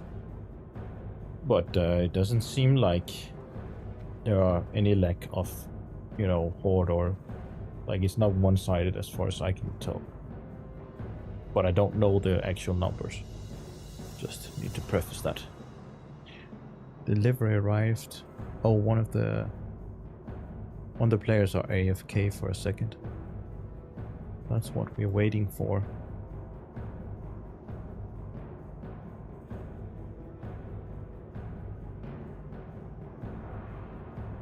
Is the guild you are in big and active? Well, I haven't really interacted much with the guild, to be honest. What are we? We are 400 people in the guild. We are 55 online. Spread over, like, it's still fresh, you know, the server. Especially with all the people who just recently got... Yeah, it basically released a couple of weeks ago, right? Up until that point, it was in a beta state. So it's a completely fresh server, you could say. Even though Molten Core is out, but that's the only thing that's out. The rest is still many months away. So, but yeah, it's I'd say it's active. I always see people in the guild chat.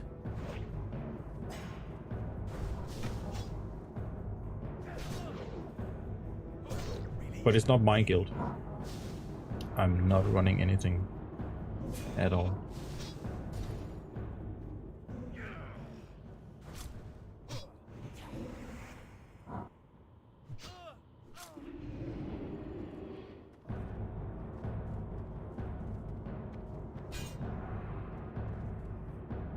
No.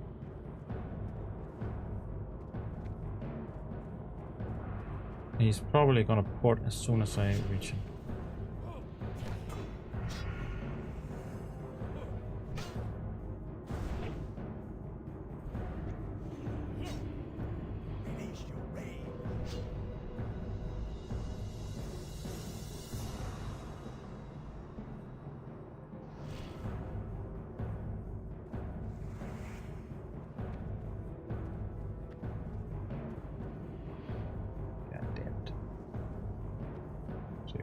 This.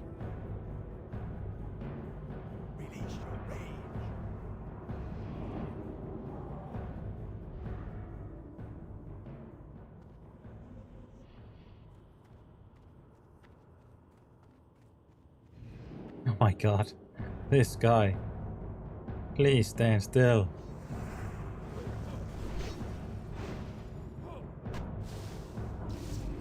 Okay, he died. Good.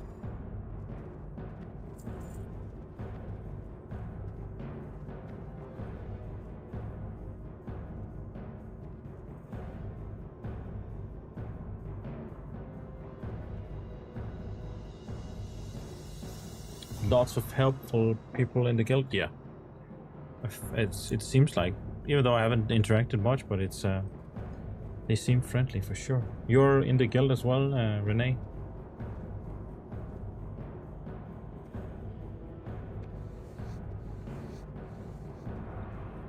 I'm gonna log on my 27 and ask for invite. Who should I whisper? There's an officer here called Drewmont. I don't know if veterans can invite as well, but here are the officers. Go ahead and pause the video if you need a closer look at the names.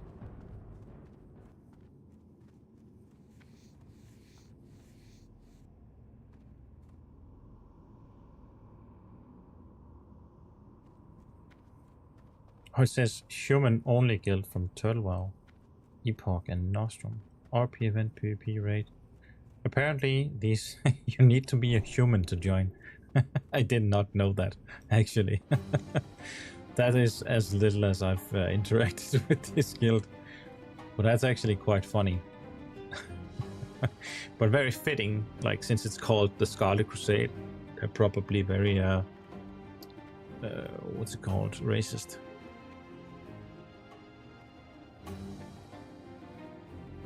If inactive over 3 weeks, characters may get kicked to leadership for yada.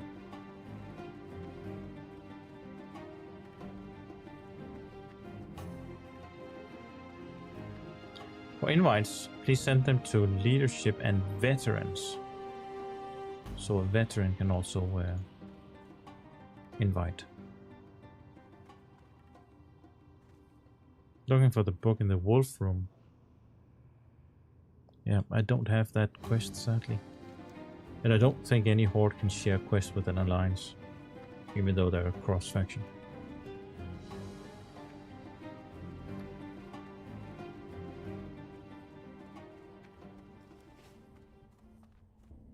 But I actually would like to run this dungeon again, just to do another few attempts of, you know, getting this head, because that is really a nice head, and I would like to have it for my vampirism build.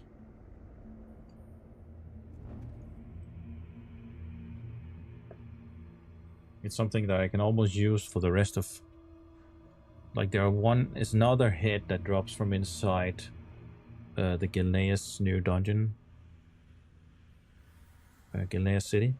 Yeah, that's plate. But it does not have any spell power or holy power. But it does, of course, have more armor. But yeah, spell power is also quite valuable for my build.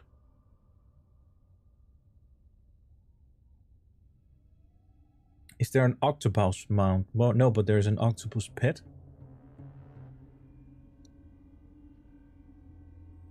I'm a night elf, so I can't join. Yeah, sadly not, apparently. Sorry. Hello, brother. How many players are online now on OctoWoW? Around 2,000 people.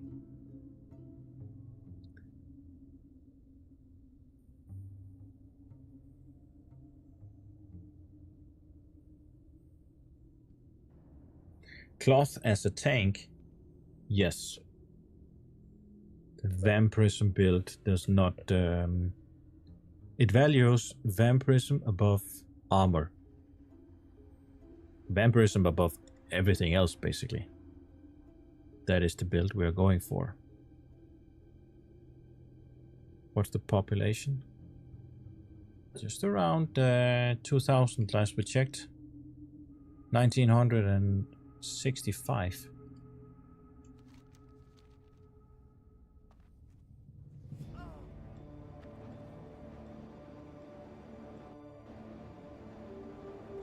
So even though Koa just released and the PvP server just released, we are still growing. It is actually incredible. I don't know if these guys intend to do another one. Let me just write.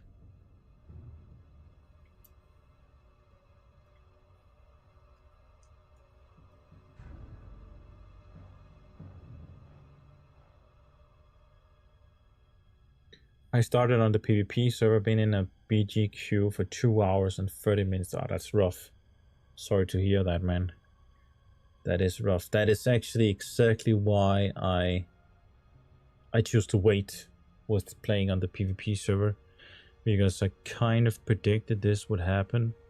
There's a lot of talk when it comes to people wanting a PvP server, but when a PvP server releases, same thing that happened on TurtleWoW seems to be happening here, which is it's not the same as Classic, because in Classic WoW, the PvP servers, even in Season of Discovery and Season of Mastery, the PvP servers were the most populated. But here on TurtleWoW, it seems as if PvE servers are more popular. I think it's because people get the option to opt into PvP if they want to via the war mode. So in that case, people just, you know, choose the PvE server, because now you can choose whether you want to do PvP or not. And of course also because of the benefits of having paladins and shamans in your raid, as well as getting groups a lot faster, because you can actually sign up like I just did here and get into a group with 4 horde players, even though I'm alliance, but I'm getting groups a lot faster. So there are many advantages to just having a cross faction PvE server. Also, battlegrounds queues are usually a lot faster, because you can end up fighting your own faction. Like, they just mix people, and I think you get a mask on your face or something, and you look like they do in retail when you sign up. They also got the cross faction thing going. So yeah, I prefer that than not getting into a battleground. Even though some people, you know, they find it breaks the immersion a little bit, and I can agree with that. But would you rather want that or just getting into a battleground?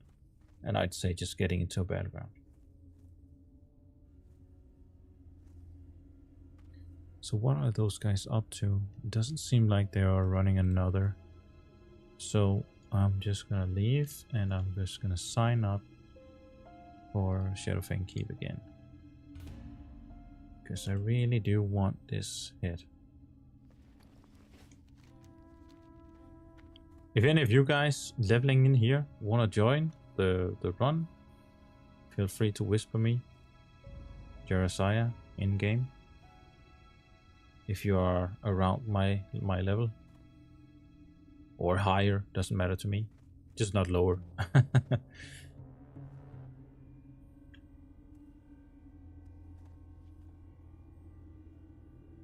The PvP server is a horrible idea. They have terrible PvE rates, and their PvP after the hype is just a scummy high levels killing lobbies.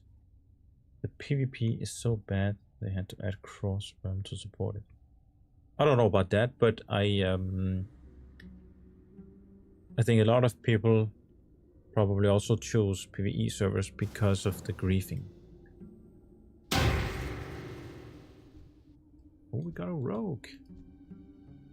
That's nice. Sweeney. Let's sign up.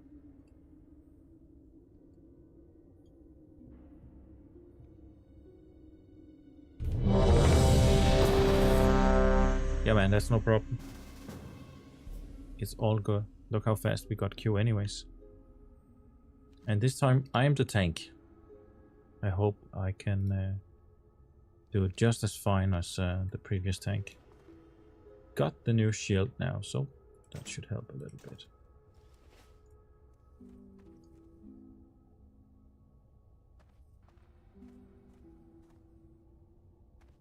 Yeah, sure. Oh, you already got a lever. Shiny mage left. Let's just do another.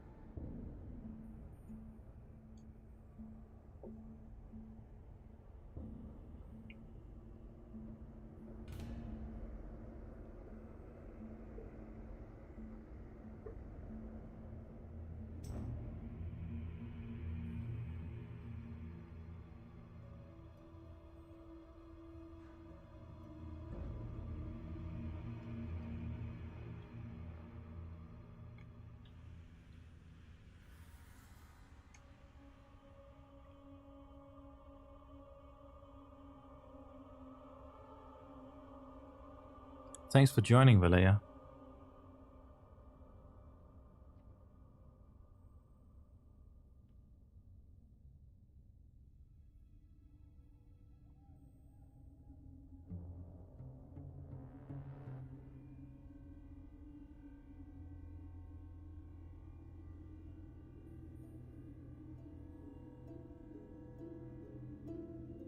Yeah, if it ends up being so that, as I stated in another video, if OctoWoW, the devs, they see that the PvPs, now we'll have to see what happens, right? Because we never know what's going to happen with the PvP server just released.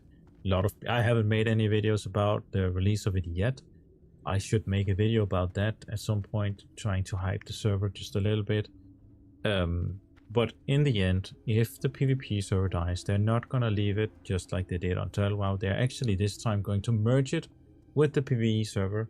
At least that's what some of the devs have stated. So that's nice. So we don't just sit there with our characters on a dead server. Hope you enjoy the game, friends. See you at 60. Somebody whispers me.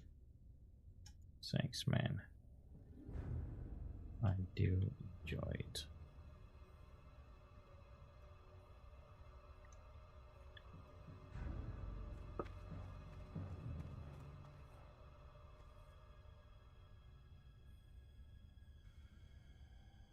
Yeah, I think they're also going to make, that's a good point. They need cross-realm BGs queues for sure.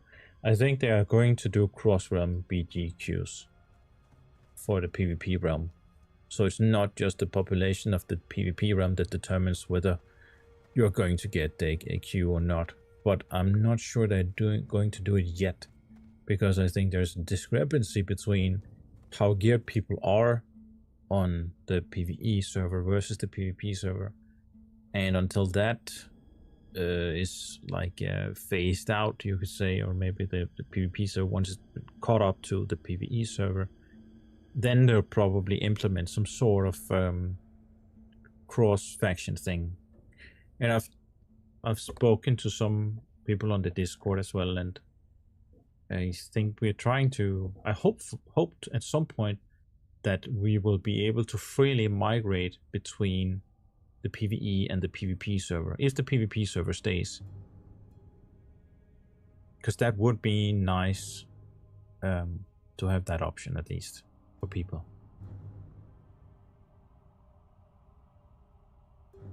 I do prefer PvP servers, but, you know, populated servers trumps a PvP server. That is more important in the end.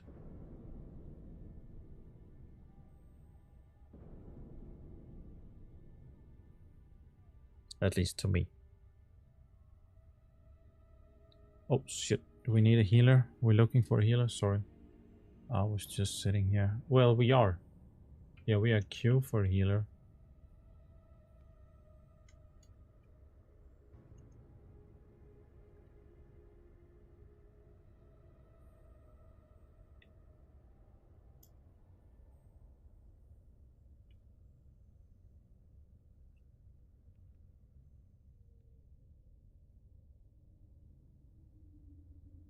Are we looking for DPS? Oh, we need DPS. Sorry.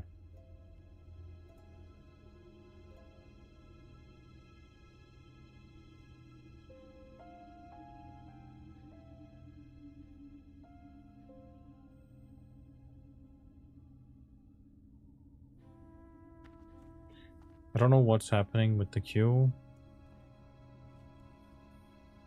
If it's just the DPS that we're needing, we could try and let me resign and see what happens.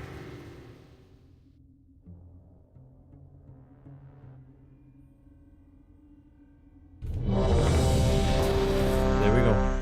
Some sort of bug, probably.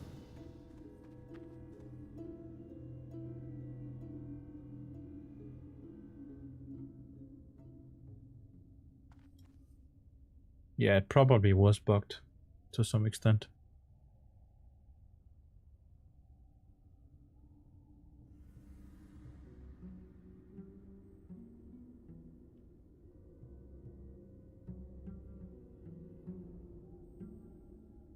But there are some people, there was a loud minority of players. At some point, I was the same. I was in the same boat, but I got the... Well, you know, I was corrected. Apparently, it's... PvP server here on TurtleWoW is not as popular as I thought it would be. So, and that's just what it is, apparently. Because I'd prefer to play on a PvP server, but even with the restrictions that it brings, but in the end, you know, a PvE server with more populated, and I do most of my PvP in Battlegrounds anyway, so it's not that big of a deal for me. But I would like them to actually fix War Mode, make it a bigger incentive, so we'd see more people with War Mode enabled for that world PvP interaction. And that could be a great midway solution. And also maybe not being able to attack people that are like way lower level than you.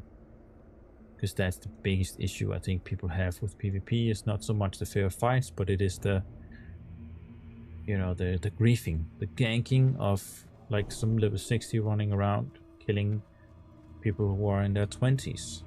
It is not fun for the people who are in the receiving end of that. So I definitely can understand why a lot of people would want that to be de-incentivized in some way.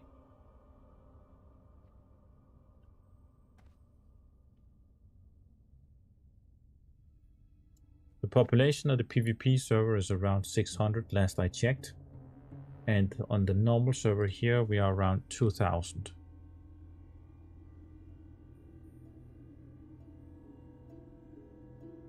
Which nameplate add-ons are you using? I think this is just the PFUI. Yeah, this is, I think this is my PFUI.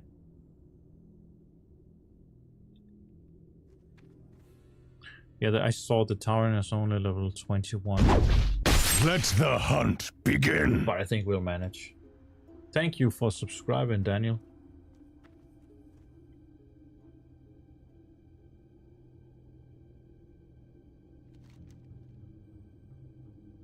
And where is the druid? He's all the way over there. Is he moving? There's a bug. My UI. Maybe just reload.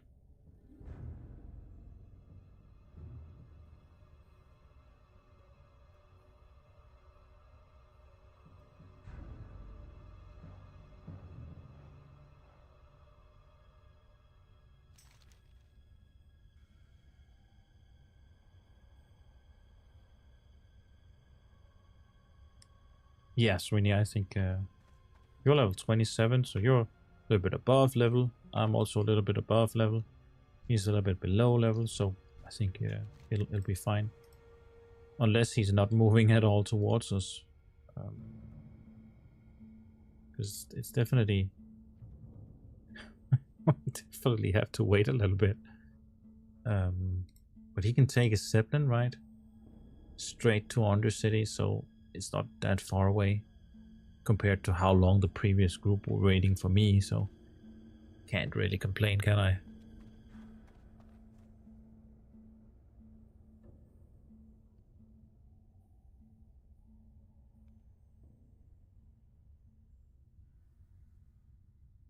Where do you turn off the error speech? I downloaded an add-on.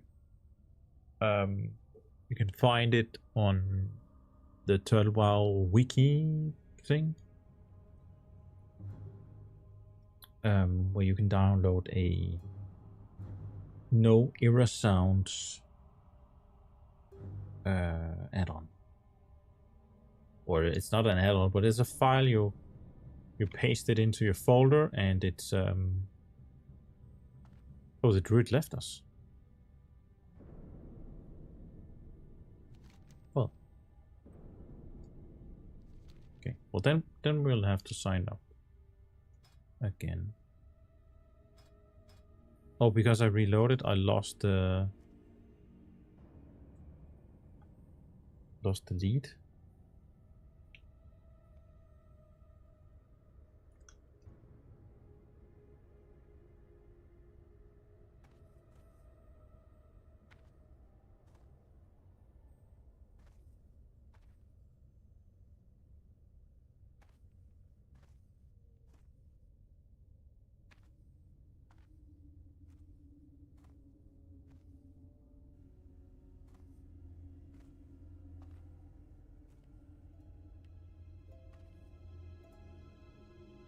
If you don't complain, you ain't a Dane. I hadn't heard that one before, but yeah. Maybe you're right. We do complain about a lot of things. Especially the weather, right? We're actually really proficient in complaining about the weather. But it's also very unpredictable.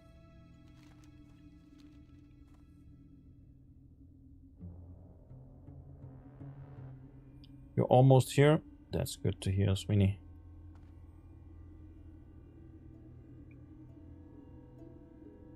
Oh, and I got the lead again. Let's sign up for another DPS. And let's hope he's a little bit closer.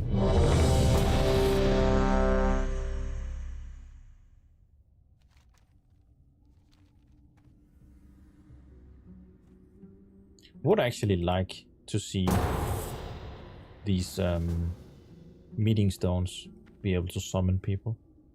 I do know that's a very controversial take, but in the end of the day, I think that would actually be a fair, like, Classic Plus implementation. I think the vast majority of people would actually appreciate that, especially on a PvE server when there's no real PvP, world PvP going on anyway, so you're not really removing, you know, that many opportunities for world PvP by having a meeting stone being able to summon people. I know that's the main complaint about summoning, is that you kill the world and traveling to some extent. But maybe say if you are 3 people, let's just, instead of just 2 people, let's say you were 3 people, and once you've gathered 3 people, then I'd say, okay, at that point, I'm okay with us being able to go, you know, summon the rest. And Sweeney says he agrees.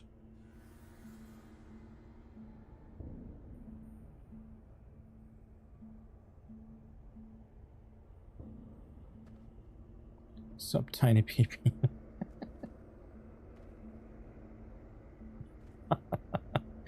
Okay, that's the name of our warrior. Crazy name.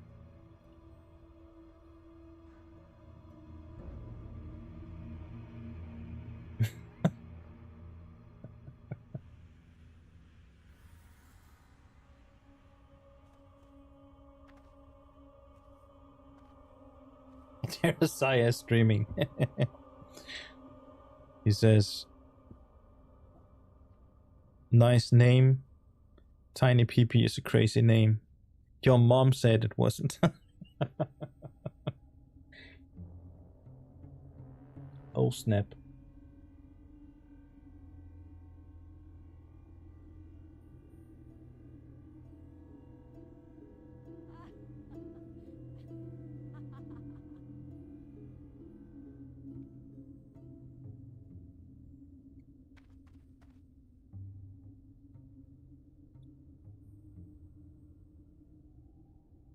Have you ever done a full Noma run on Turtle? No, I've actually not. Did they add a bunch of stuff to Noma again?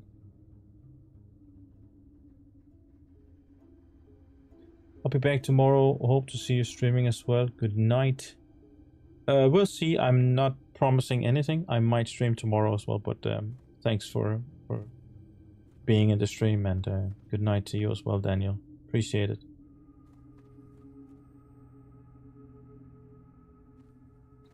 You've never done it, but you want to. Yeah. Well, I actually don't know, but they'll probably change a bunch of things in Nomagan.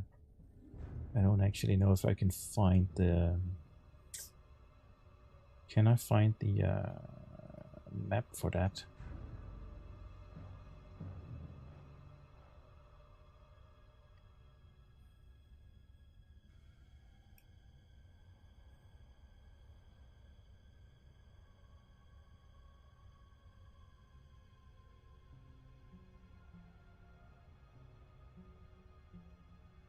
Because then we could see what it looks like inside, but I don't know how to actually... Maybe here it is.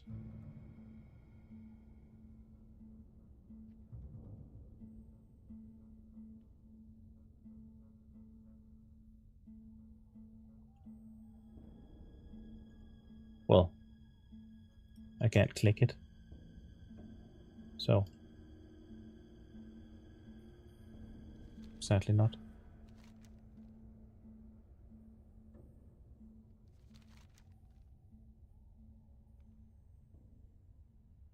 And now my UI is a little bit bugged again, because that's the previous guy.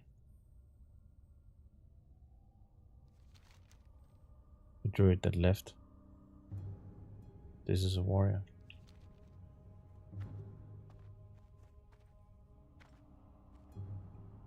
Outstanding.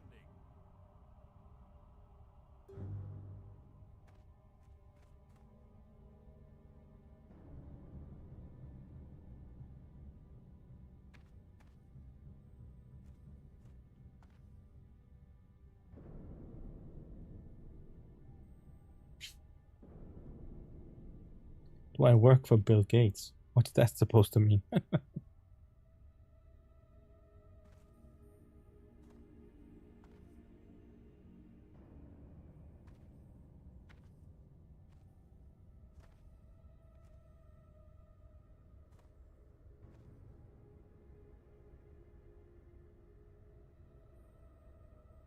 They have an add-on I found called Instance Journal. And it has all the quests and everything. That's really nice. So you can actually... I need to get that add-on.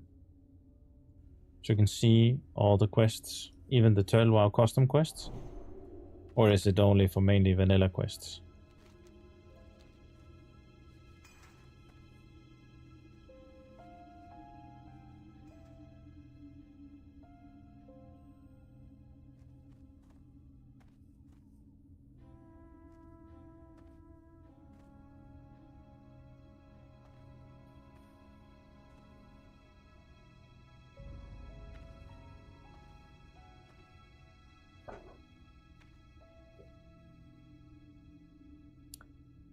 It also has the custom quests. That's nice. There's a guide on all the bosses. Even TurtleWoW stuff. Okay. Let me just go ahead and download that, actually. I can download it via the launcher, right? They did get that to work, I hope.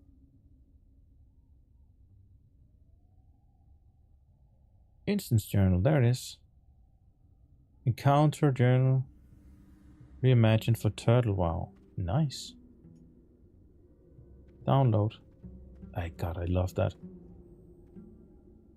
The ease of use and the ease of downloading add-ons with the launcher is even easier than it is with Classic, because then you have to download another separate... It's not part of the launcher, it's a separate add-on you need to download.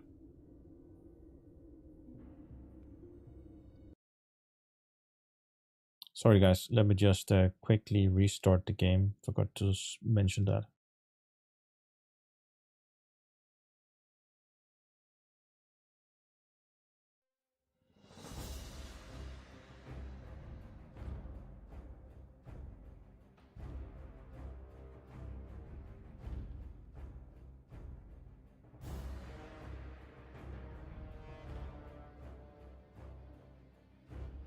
Did it not get installed?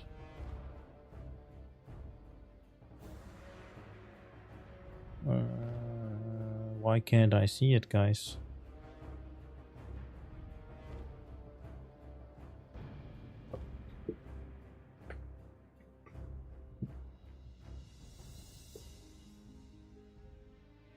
It was there? Okay. That's good to hear. And now do I type? What do I type? /IJ. I see. That's very nice.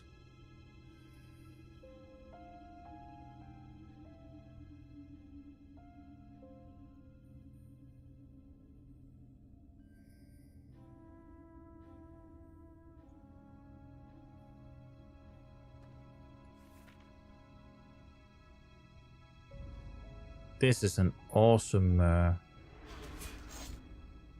Oh my god, it even shows exactly with everything where it actually...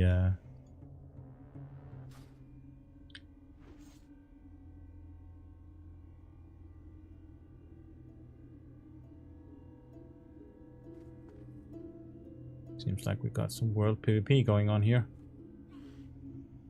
And it's not just a duel. Sweeney is killing that druid. Good job, man.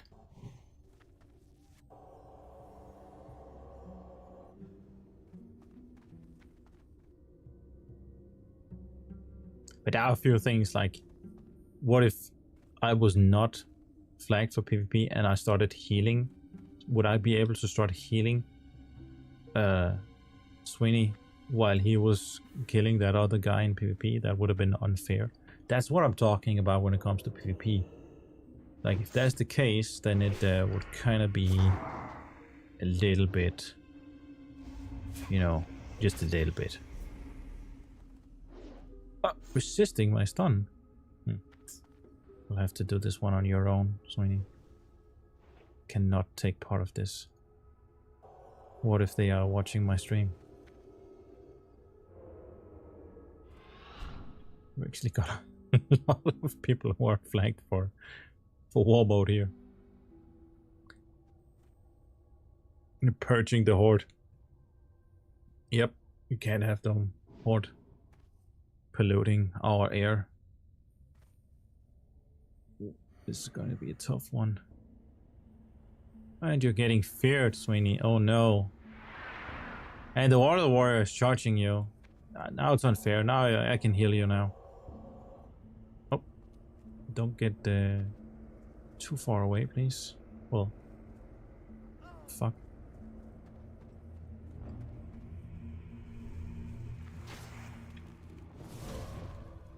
You did! Now I'm fucked. That's not good. Oh my god. Yeah. Let me see if...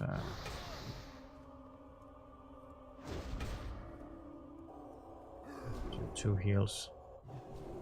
Back to back. Maybe even three if he doesn't interrupt. He doesn't interrupt me, that's nice.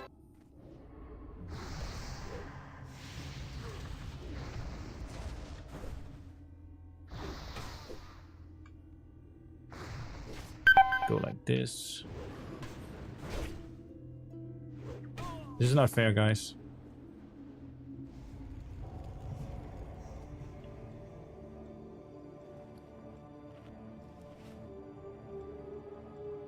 Yeah, you got gangbanged.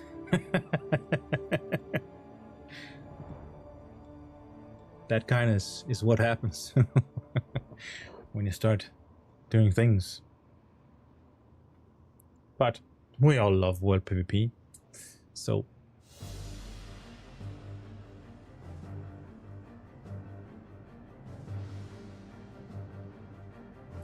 there's just one thing when you do world PvP at this server, because people can write to you, they can write and complain about you ganking them even though they've got war mode enabled.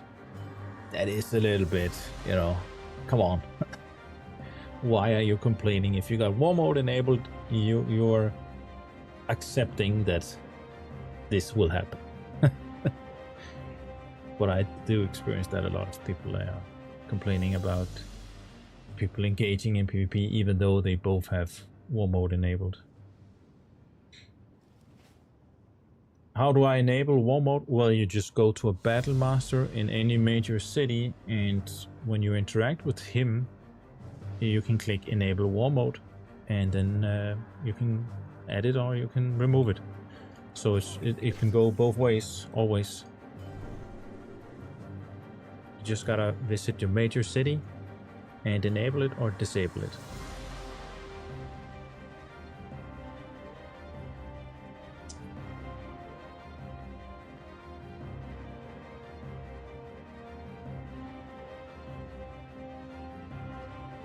If you heal or buff anyone that's in PvP, you get flagged. Yeah, okay, that makes sense. That makes sense.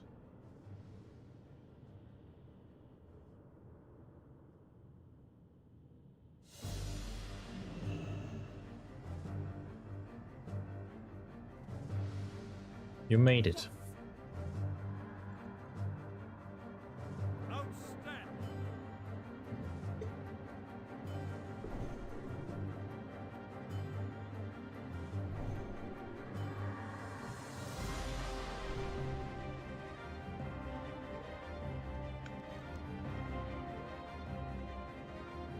I see now they also changed the add-on I downloaded. Also, actually gave me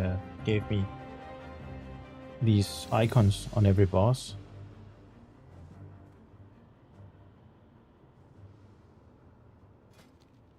And then I can see what they drop. Okay, that's really neat. The drop chance. This is really an awesome add-on.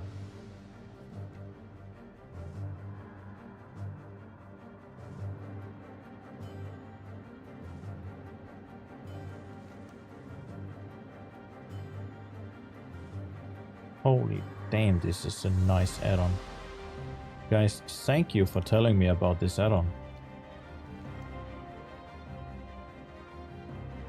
Look at how easy things are, and it just straight up points you to the exact place where the quests start. Let's see if we can do with a custom, like this custom dungeon. We even got abilities and stuff.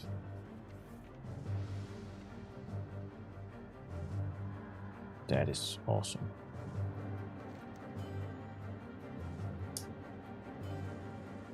Such a neat little add-on.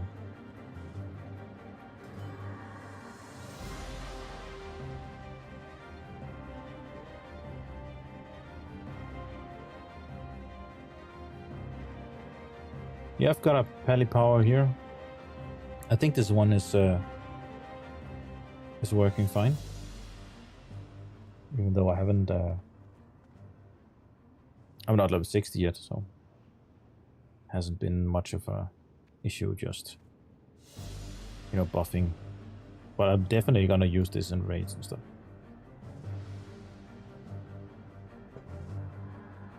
What's that add-on? It is, what was it called? Instance Journal? Yeah, Instance Journal. That's the add-on. Awesome add-on.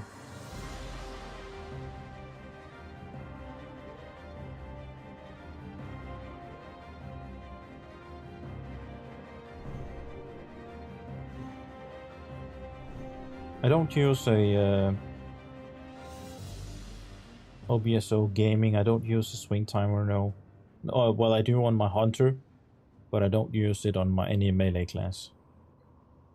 Should we start clearing? How far? Okay, the warrior is just here. That's nice. And then we're ready.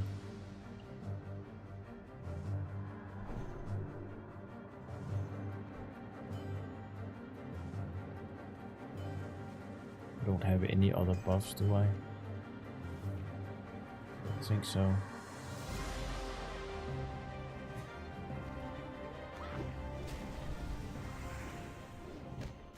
Oh, is he tank? I thought I was tank.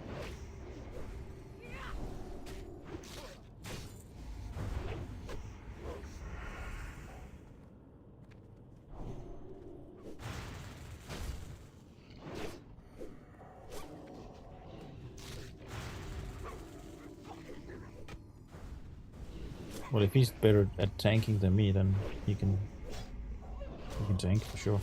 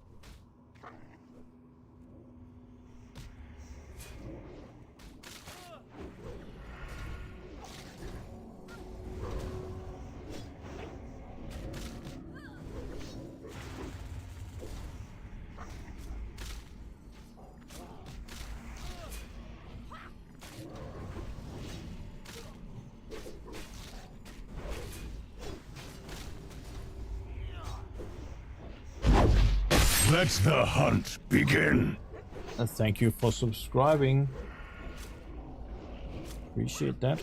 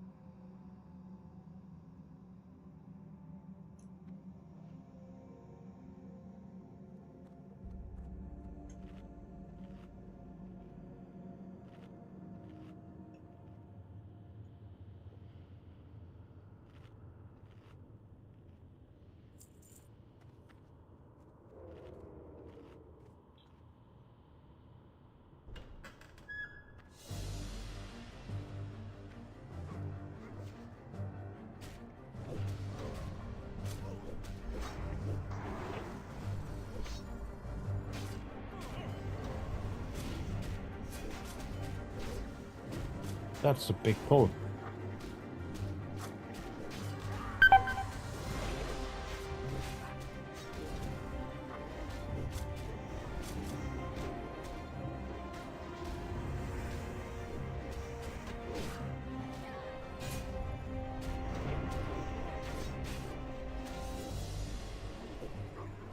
I sent some of the guys I just killed over to your stream, Josiah.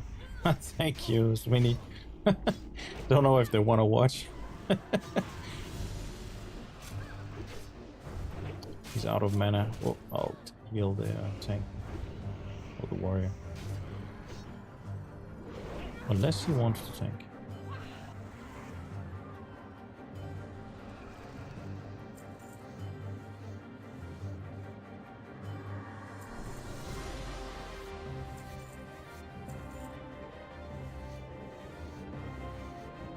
Sometimes, you know, people get offended by a little bit of PvP, but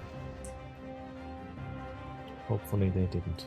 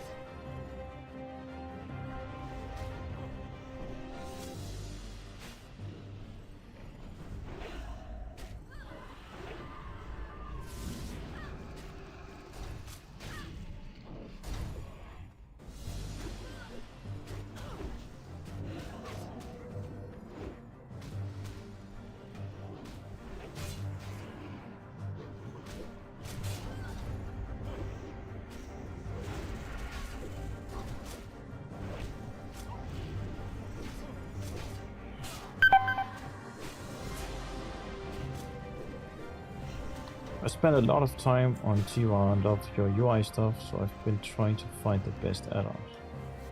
Well, yeah, I can only recommend my my add-ons video where I go over my entire setup. That's probably the best in terms of getting my exact UI, but there's still a lot of things you... Well, you can always just copy my... If you join my Discord, you can actually copy my exact UI. Am I going to die? Well, I should have gathered these guys outside, because they stun.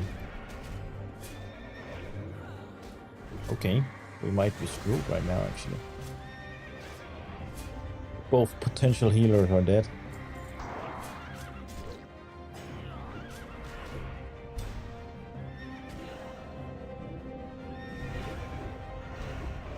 Maybe that's my bad, guys. I should have pulled them out.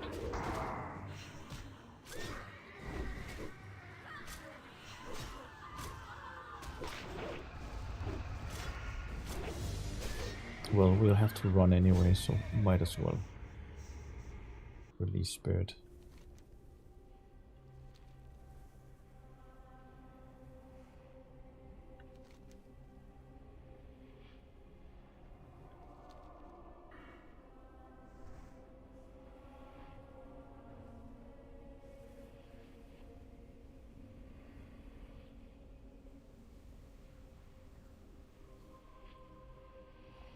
One died. Oh. Only the healers and the tank.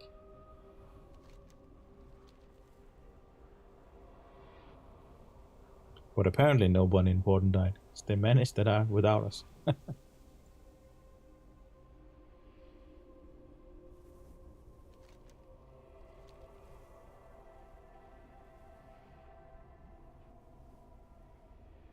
Type.server info.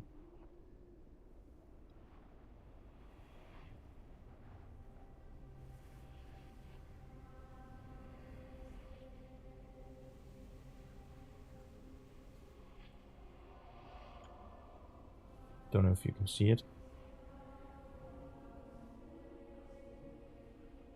But it's been online for 2 days, and 2 days, 8 hours, 19 minutes, 10 seconds.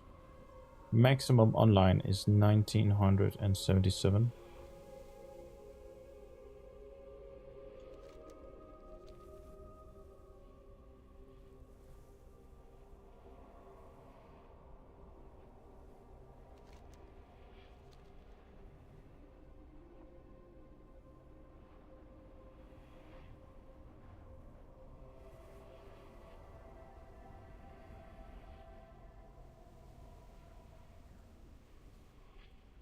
Yeah, it's all good, Sweeney. Shit happens. I think we were just all standing too close. The healer couldn't get the heal off. And I wasn't paying attention. I thought it would have been... But these guys, they stun these horses, so a little bit harder than I anticipated.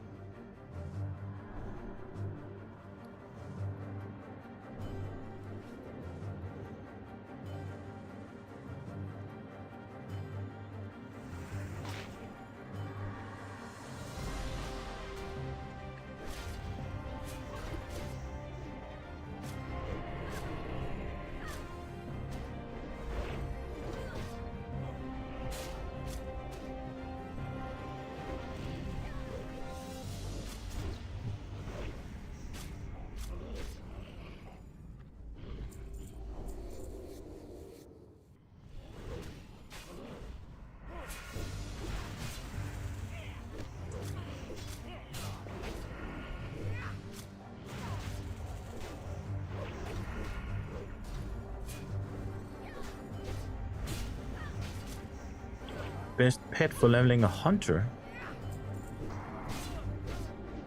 Yeah, I think there are a lot of new and interesting options here on TurtleWoW, and I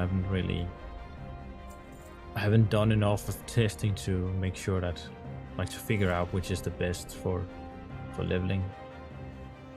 But I'd say for end game and raids and stuff, I always go for the, what's it called, the snakefish bird, right? You know what I mean. The Son of Hakar from... Are we going up there or are we going this way? Let's go this way, guys. This way, this way.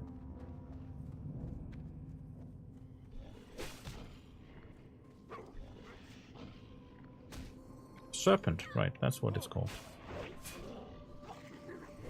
With lightning breath. And that's mostly for PvP reasons. Because there's a lot of burst in the lightning breath. It's magic damage, so it goes through armor. The scaling has been changed in here, so it scales really well. And yeah, the burst damage is just crazy. It's ranged as well, so even if a mage catches your pet in a Nova, the pet will still be able to interrupt the mage with the lightning breath because it's ranged. Also, a huge thing, you can feed that pet mage water or mage food.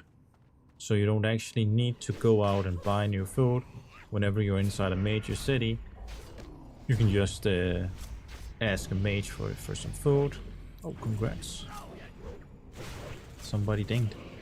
You can just ask a mage for some food, and you can feed that to your serpent. Or what's it called? Is it called a serpent? The one with the lightning breath, at least.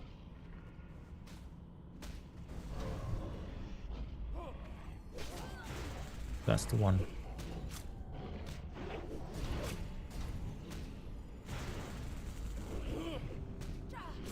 Wind serpent, that is true.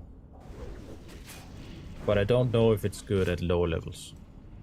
But I know I'm always up for that. You can actually solo go into a group once it's released and just tame it yourself. You don't even need to go in as a group. And there are tons of guides on how to do it. But that's at level 60, so... I think for me, when leveling, I usually go for a carrion bird with a Screech because of the plus armor and the AoE Screech ability. But that's because I like to tank dungeons on my hunter with the pet. I've done that several times and it is absolutely overpowered. It's especially in here. Even in Classic it's quite strong. I tanked the Scarlet Monastery and beyond on a hunter in Classic, and people were like, "Oh, we can't do that," and it ended up pulling aggro from, you know, the tank and stuff. And we also tanked what's it called? I tanked a couple of lower level dungeons with the hunter,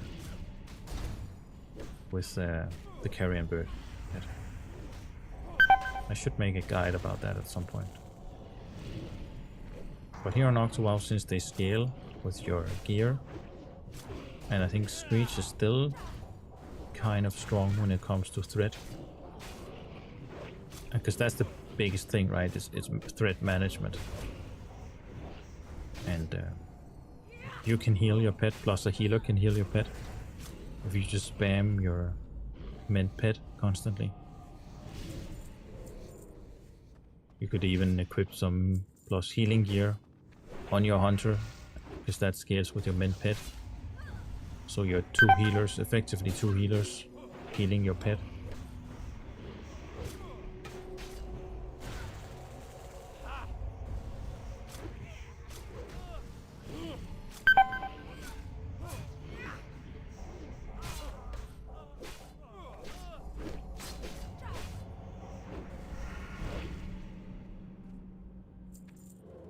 Oh yeah, rogues get the cleave soon. They get the what's it called? What's it called? What's it called? Blade flurry, right? Yeah.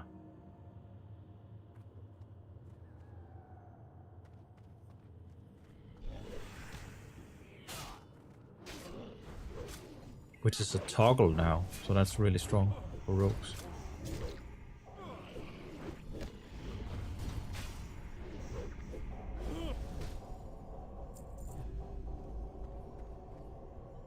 So when you do a lot of PvP, you're gonna do a crazy build with Hemo.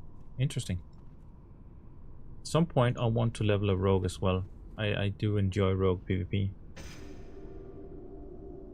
I'm definitely mostly a hunter. But holy shit, let's walk this one back, guys. Line of sight these.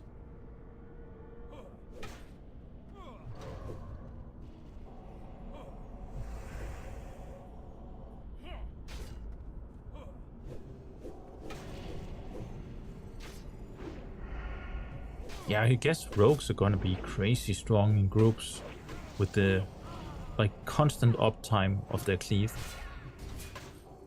I can really imagine that being really, really strong for dungeons.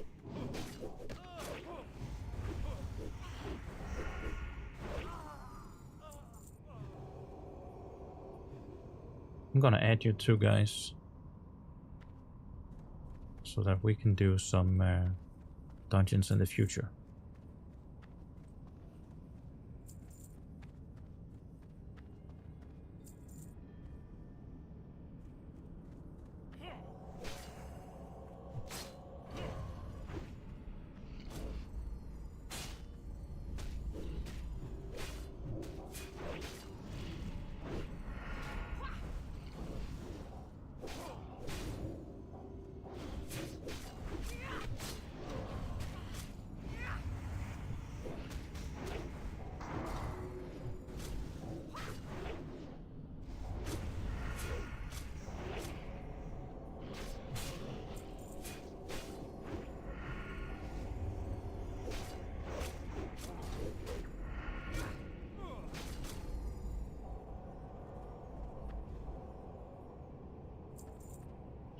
Guys, cross your fingers.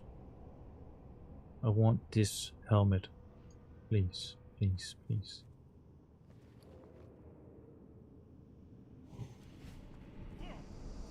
What? Have you come for confession? I love the custom voiceover stuff. That is so incredible.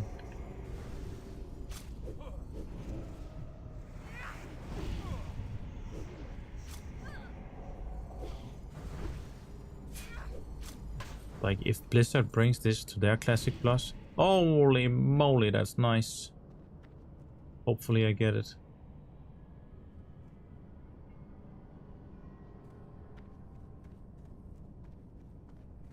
Okay, fair enough. The other Paladin also wants it.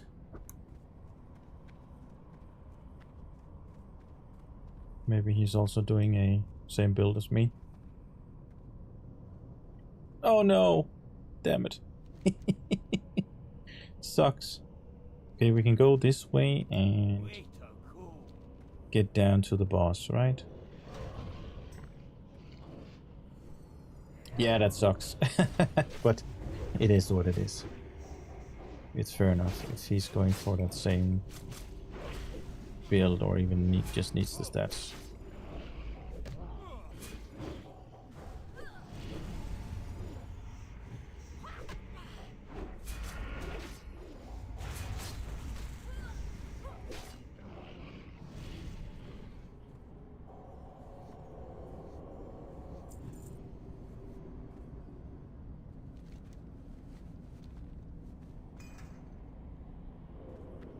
There are always the enchants that you can get.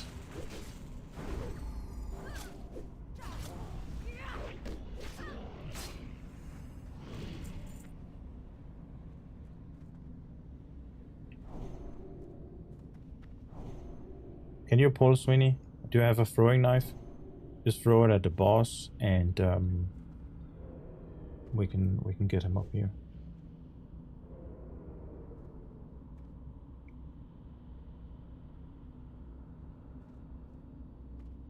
Or is he line of sighting or something?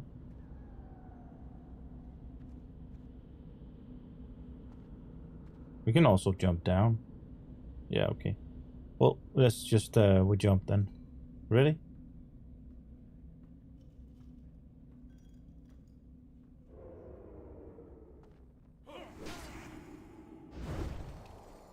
Let's hope we don't pour everything. The fuel is fine, but not the entire one.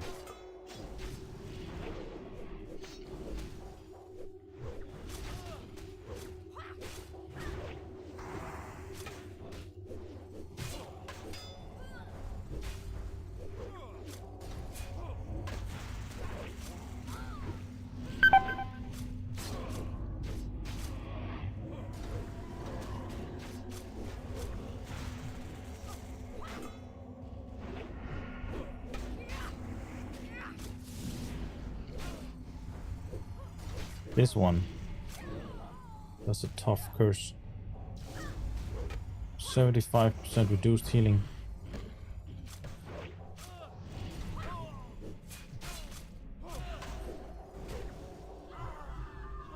Okay, we managed.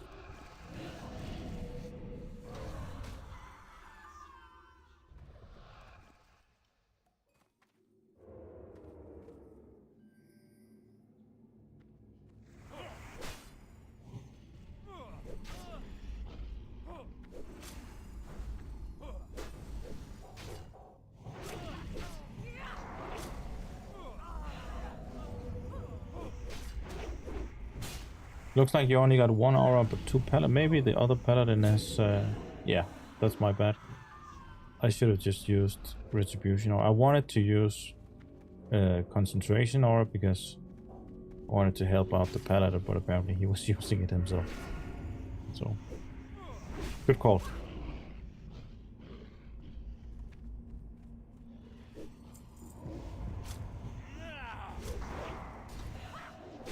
I was looking at the eagle. That's the same animal. Yeah, but I just think the armor scaling is a bit different. The eagle does a little bit more damage, but has a little bit less armor. But it doesn't matter. As long as the bird has screech, then it can be used for tanking dungeons and stuff. And especially here on Octo, where, you know, pet scales with your stats if you go Beastmaster, and yeah.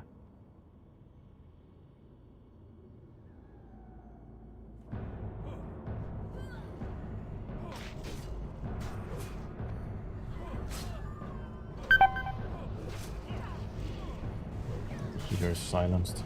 I'll move them over here.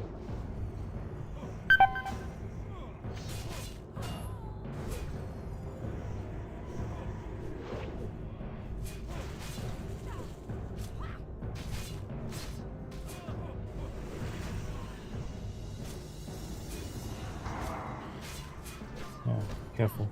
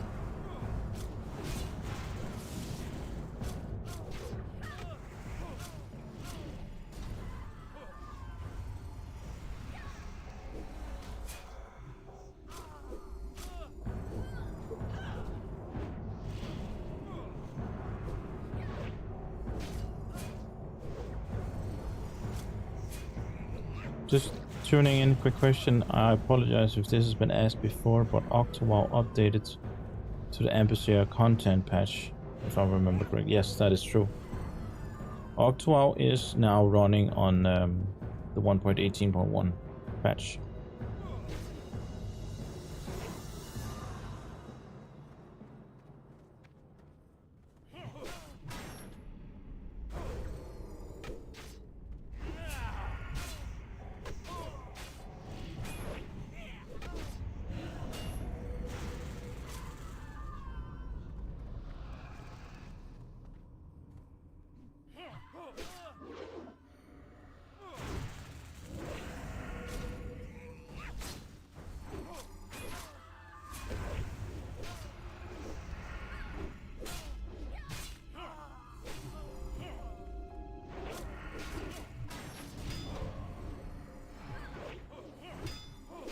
God, this silence is really annoying. Constant silence. Making it quite hard to get aggro, actually.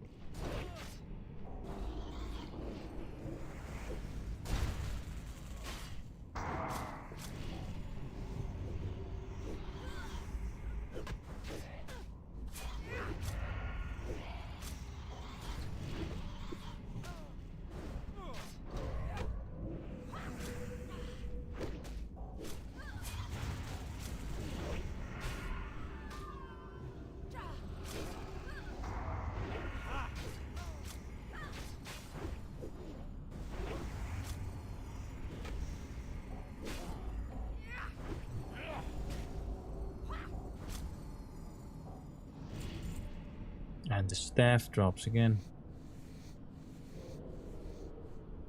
What else can this guy actually drop?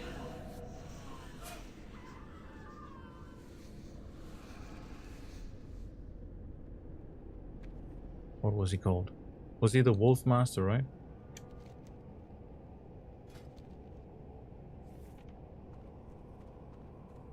That's not him.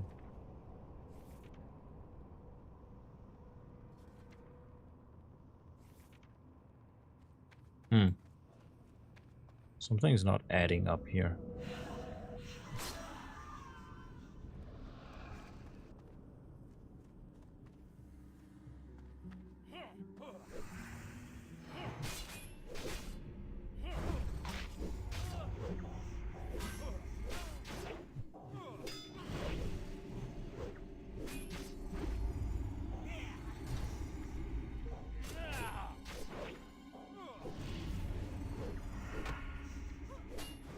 Maybe this is not entirely updated.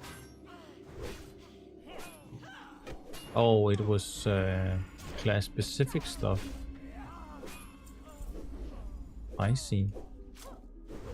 Because now everything shows up. That's incredible, this add-on. You can even sort for, you know, what gear you actually want to see. Like somebody outdid themselves with this add-on. You can move it around. That is quite an awesome add-on.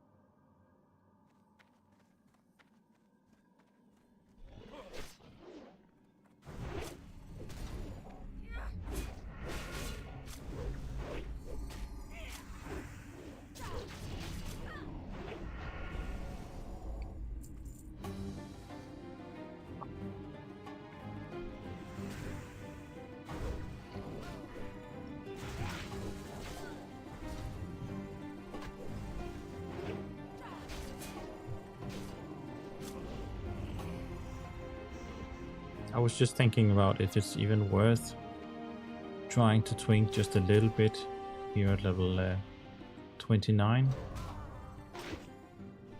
or whether it's because we don't really get access to Seal of Command before level, what's that, 30, right? So I have to be level 30 to get Seal of Command. So then there's Seal of Righteousness, but maybe then just stay as tank build. There's really not much for Paladin before level 30. You need to be at least level 30 to get access to either Holy Shield, Holy Shock, and Seal of Command.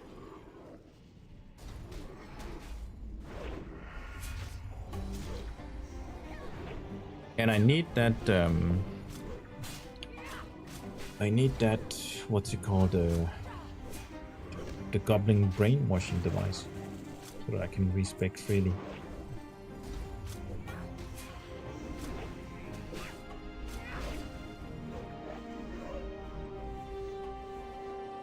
You guys know, have they opened for the donation shop? Can you actually donate to OctoWoW right now, as it is?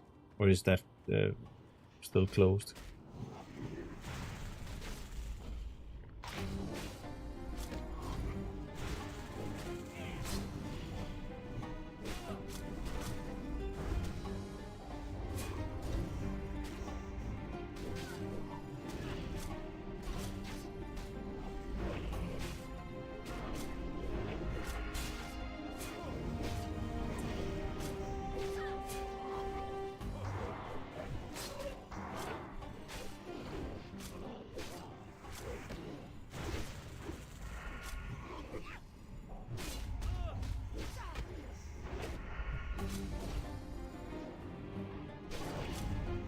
You can, but only via Bitcoin.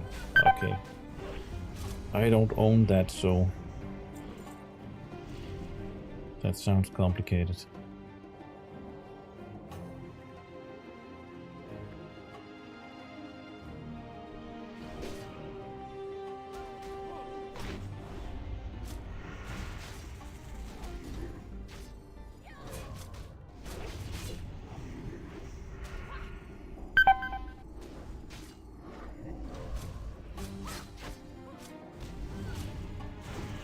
You can do it via PayPal?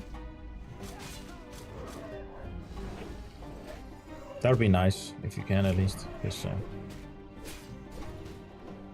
that is one thing I really want. That is the brainwashing device, so that I can get the dual spec thing going. Because I really like to jump between, you know, different builds, especially on Paladin, because just everything just works on Paladin.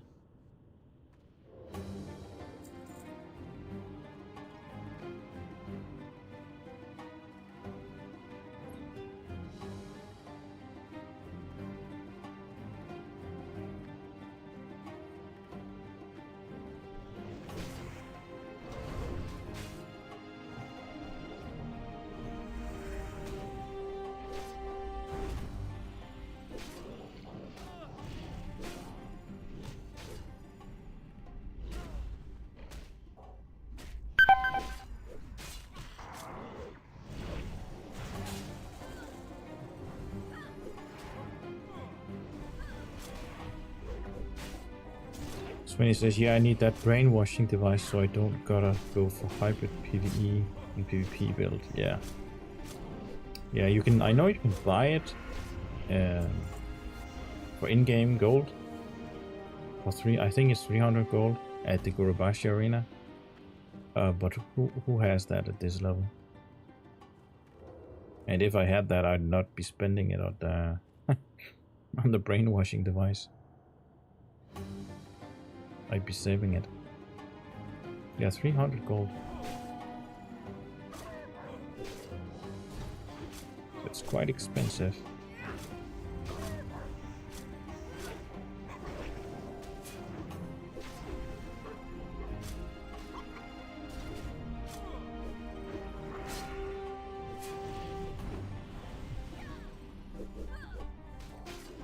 Wish you could donate with other things than just crypto. Yeah.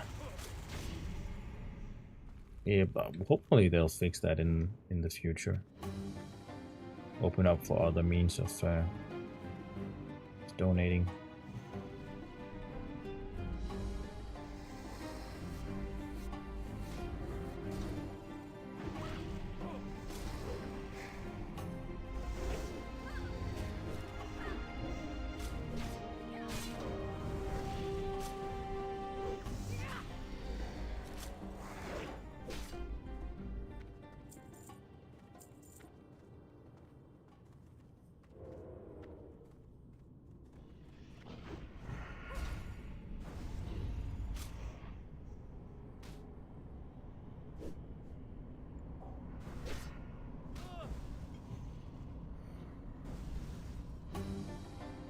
Oh shit.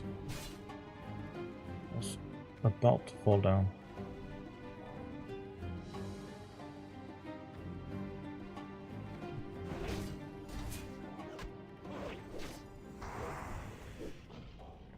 I was about to make a retard of myself.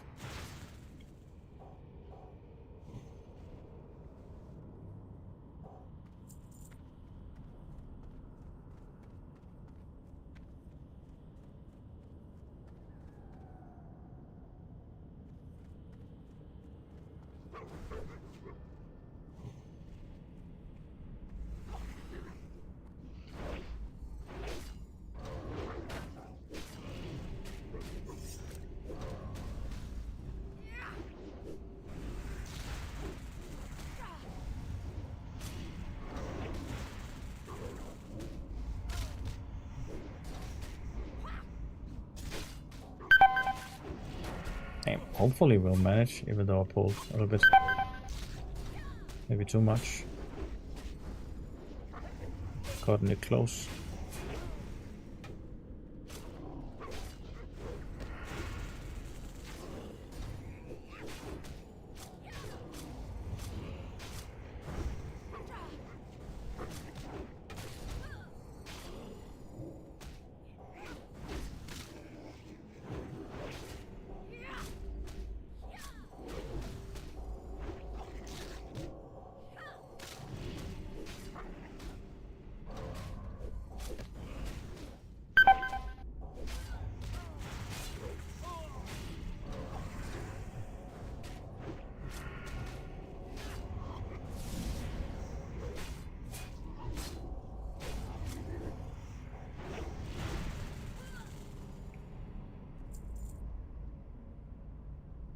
These fights are always a little bit tougher than I expect. Maybe I'm just a little bit under-geared.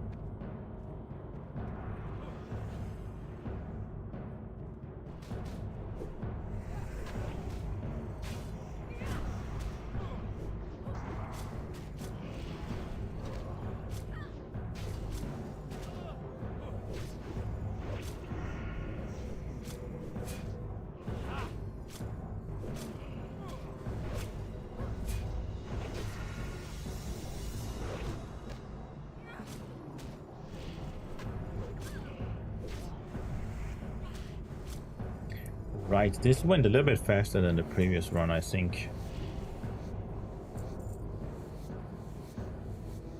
I might do this, not today, but maybe tomorrow, one more time. Do one last attempt at getting that hit. Or maybe just farm the boss. For some of you guys, if you want to help out, maybe just farm the first boss, the guy that drops the helmet. What's he called? Pennywise or something. Prelate Iron Main, so that I can get the goddamn vamp hit.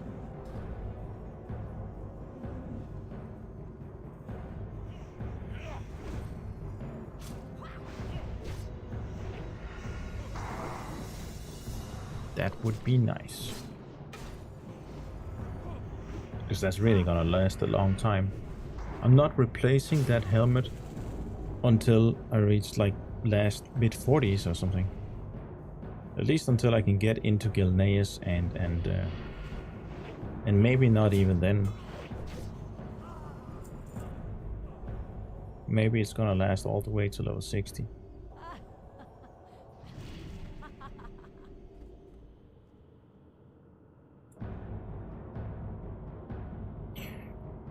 Alright, I'm absolutely done with dungeoneering for now. I think I'm gonna go back, guys, and take a look at maybe upgrading some of all this gear and get ready to do some more AoE pulls.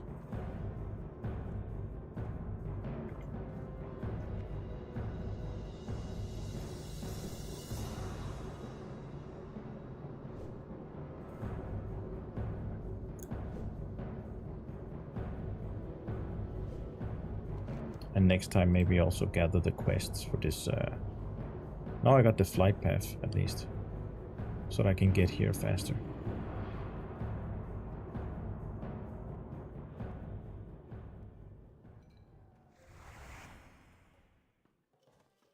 What's the reason that TurtleWoW and OctoWoW runs on the old client? Yeah, that's a good question. Because Shenna and Crockett inherited the Nostalria's core back in 2016 from the Nostalria's team, where where Nostalria was built on. I think that's the reason why. And then they basically expanded from that. Is what I think is why. But it would have been nice if it was on the 3.3.5 client for sure.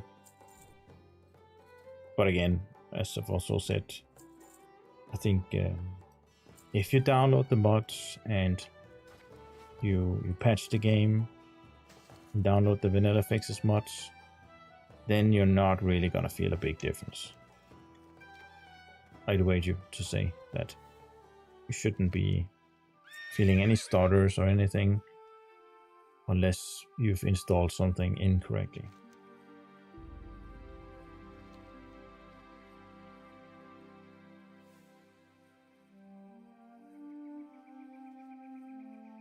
But there are definitely advantages to having the 3.3.5 client.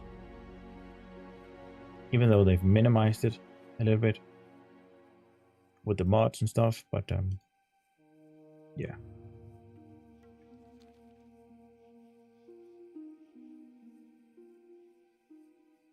I probably wouldn't have played a Paladin if this was running on a 3.3.5, because then this macro for my seals, none of these macros would work.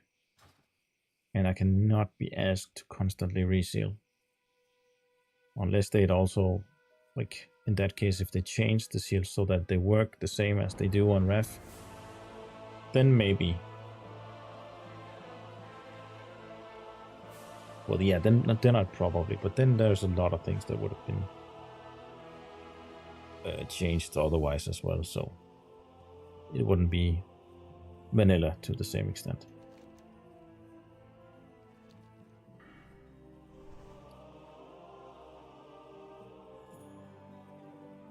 I wonder if I can actually, if this is worth anything.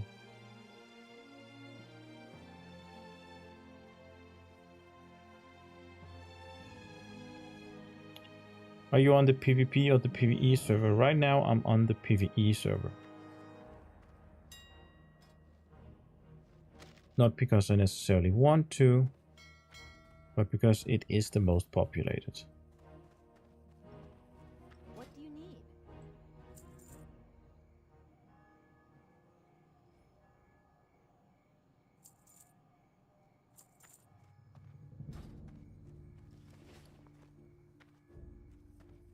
Okay, let's see if we can find some gear.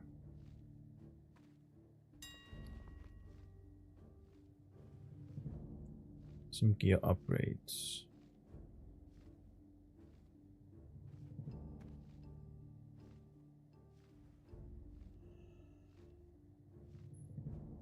Am I spending 1 gold on a helmet?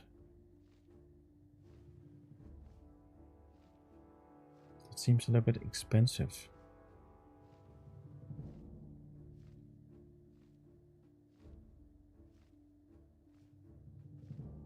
And I actually don't want any strength. I want stamina and I want intellect. So I think I'm gonna hold off on that one for now at least. Let's check out shoulders. These shoulders are just ugly as fuck. I definitely need a upgrade on those.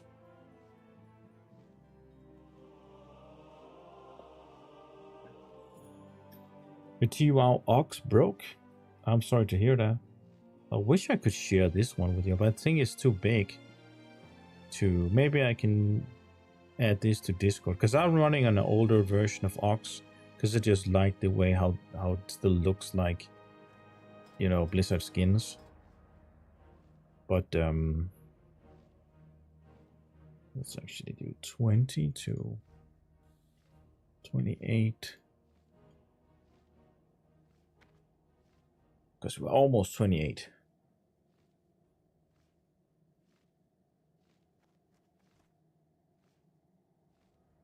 Lots of stamina, but strength again. I don't really want any strength. I want intellect.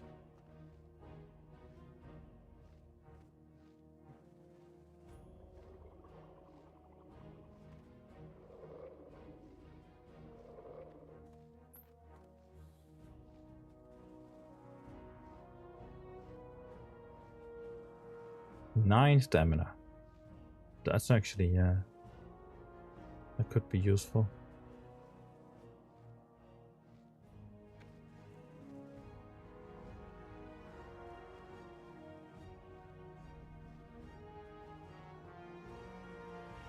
Yeah, I think I'm gonna get the 9 stamina ones. Where was it? This one, 20, 28. They don't look that much better.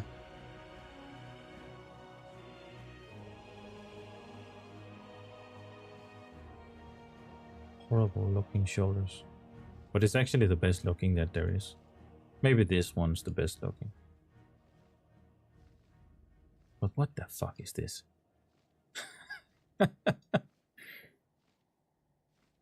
That is something I wish the OctoWoW team would do as well, as maybe add some more gear skins.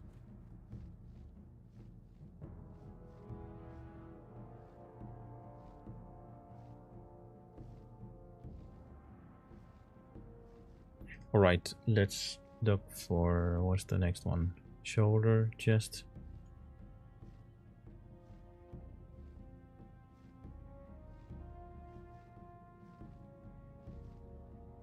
Does it count how many of the items? What do you mass buying stuff? I don't know.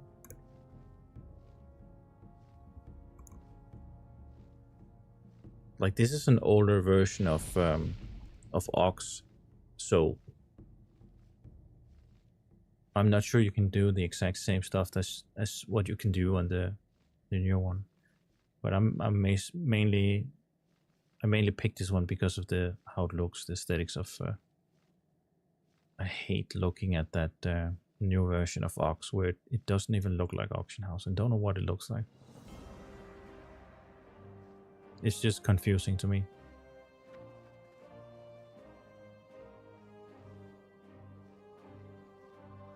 You know what? Let's actually do Eagle here. See if we can get some intellect. 6 intellect, but we're losing 1 stamina, so and it's level 20, so it's not even really an upgrade. And then there's nothing of the Eagle.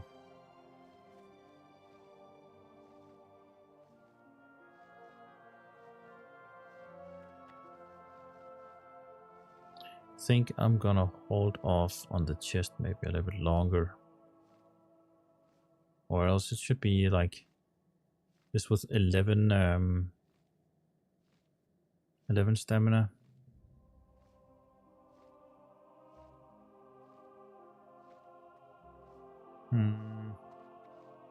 I'll get back to that. Let's see what else there is. Waste.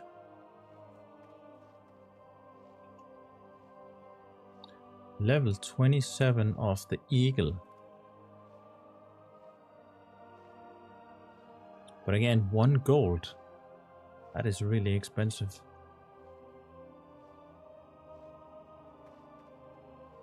I was thinking more like 50 silver.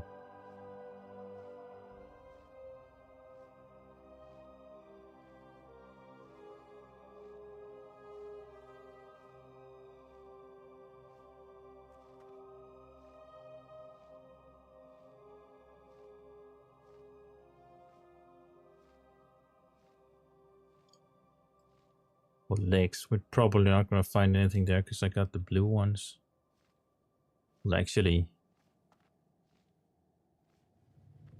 if you're talking strictly AoE, then the more stamina the better.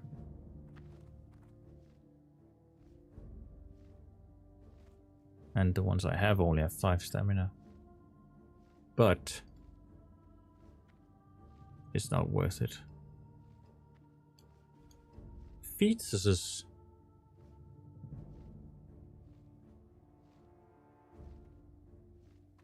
Another one with 9 stamina. Tempting. Oh, stamina and intellect. But again, why do they have to be so expensive?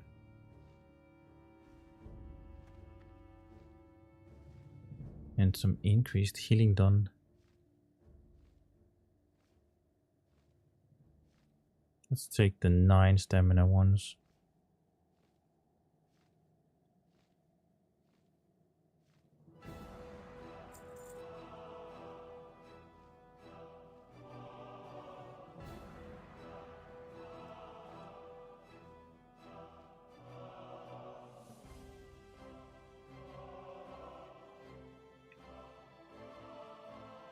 Yeah, this one is probably not, because I can't be asked to buy all the mats for another vampirism enchant, so I'm gonna hold off on wrists actually, because I just enchanted those.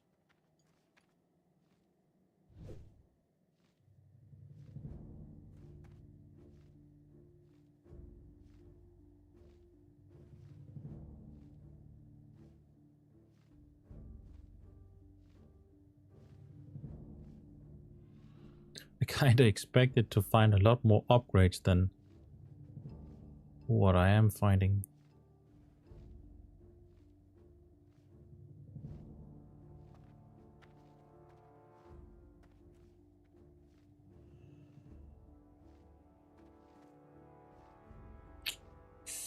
This would maybe. But again, strength.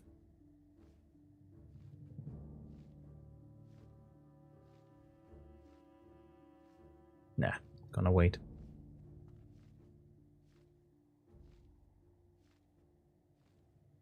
And I don't think there's anything better than this. Because this is basically like 8 health per second, per 5 seconds. At my level, with the amount of damage that I'm doing, that's probably equal to 1 vampirism. Maybe a little bit less. But it really depends on how many mobs I'm pulling, of course. But yeah.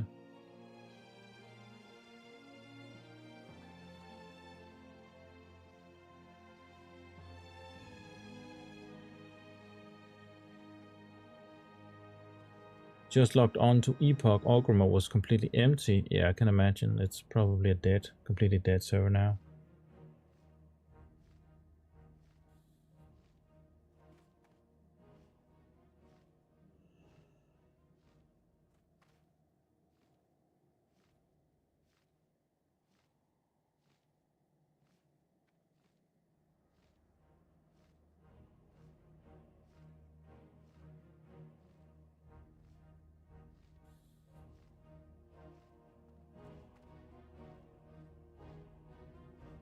Shelly, are you on the PvE or the PvP server? I'm on the PvE server. Well, doesn't look like any good upgrades. Maybe I should get the... what was the chest? But I'm losing because this one has force for defense, which is actually quite good.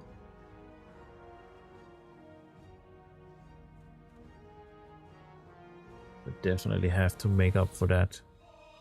11 stamina and losing some defense.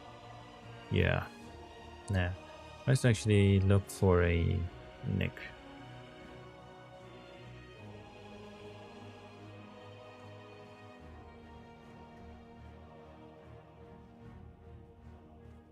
Stamina, intellect. That's useful.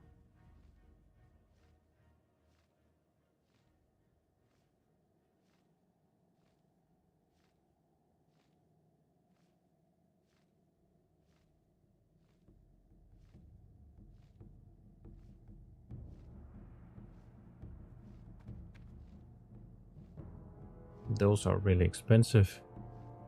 So I might just... unless there's like some quest where I can easily get a neck. But this stamina, intellect, that's probably hard to beat. Is there any neck that's dropping from any of these low level dungeons? What's next? Dragonmaw Retreat. There's a neck here. But it's not anything I need.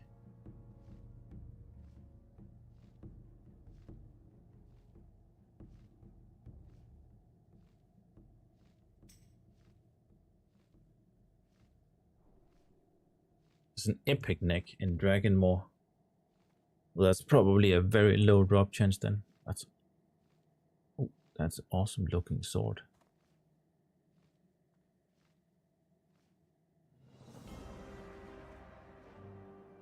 And it's actually around my level. Dragonmaw Retreat.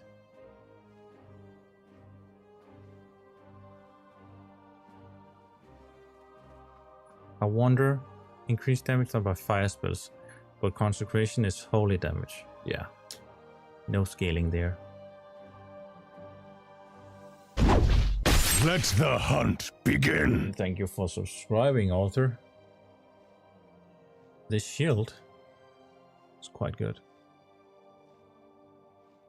Also got spell damage. That scales with consecration. I should definitely go into Dragonmaw Retreat. See if I could get some gear.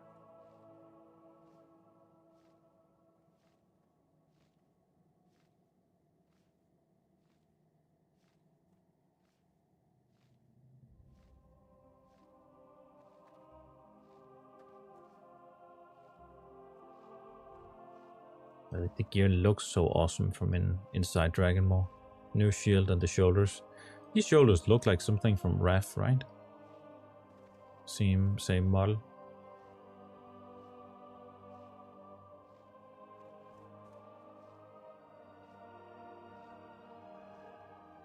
Oh, and a trinket.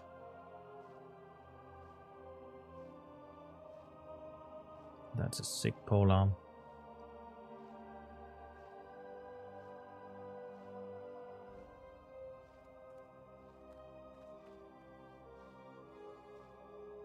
Jeg ved godt, du helst vil have stamina int, men indtil du får dit vamp, så sender jeg dig en Green Iron Helm, når du lige får samlet lidt mere iron.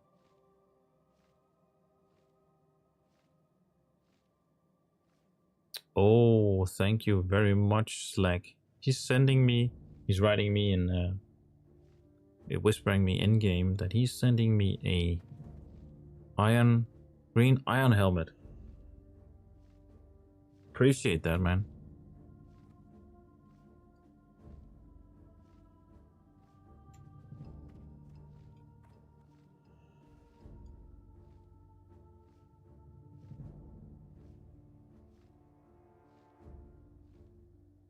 Really appreciate that.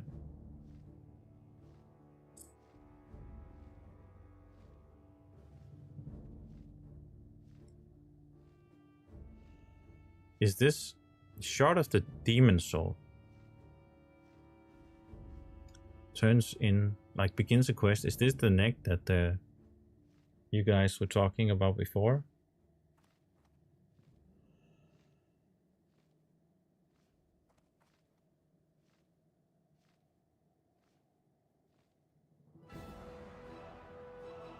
You want the Nomer shield on a prot paladin.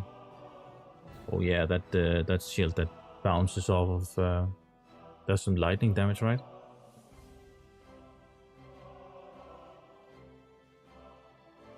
This is such a big dungeon as well. So much loot from inside Dragon Maw Retreat. Also this shield with a block chance. It's a huge shield. Holy moly. 0.01 drop chance. That is very low drop chance. Is that true? No, that can't be true. Oh, it's because it's from trash. Oh, it binds when equipped then. I see. So maybe I can actually just buy this off of the auction house.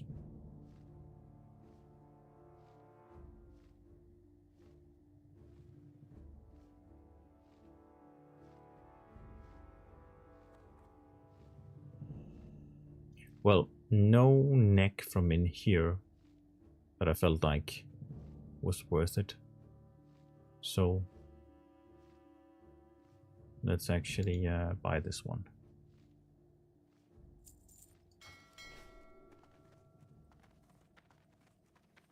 Oh, let's check out that shield, see if I can get that shield. Not that I strictly need it, but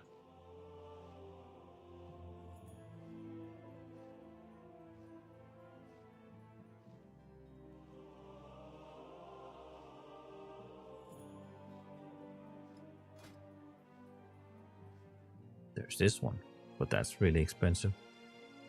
Just for 1% block.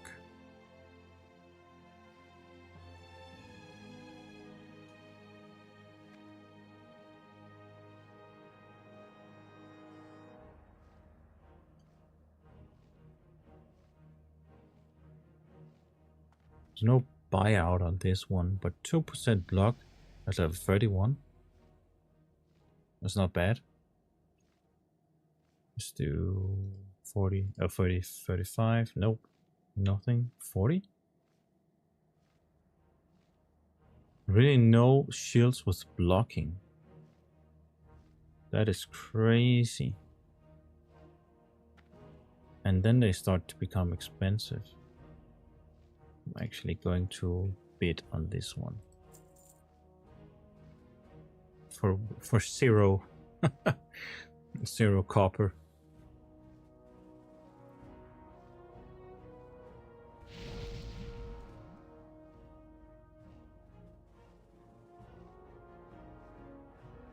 All right.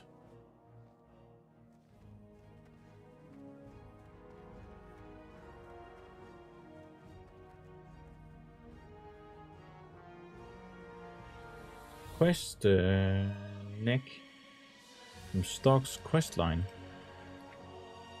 I'll need to take a look at that.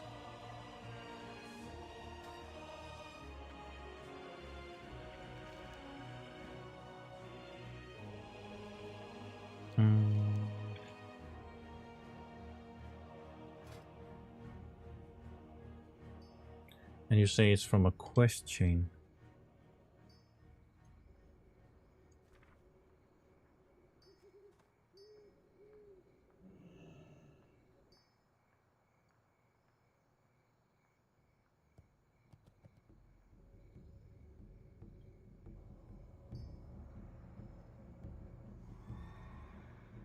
Hmm. 6 stamina, 20 AP. And I have a spell damage. What? Do you remember what the quest name is?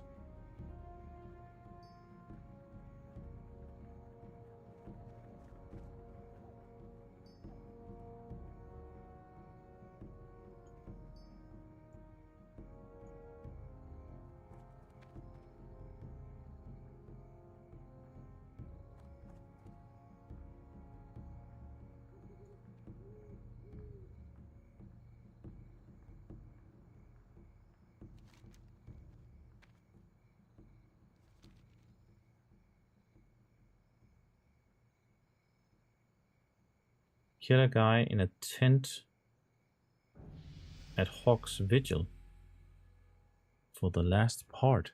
Okay. I'll need to remember that then.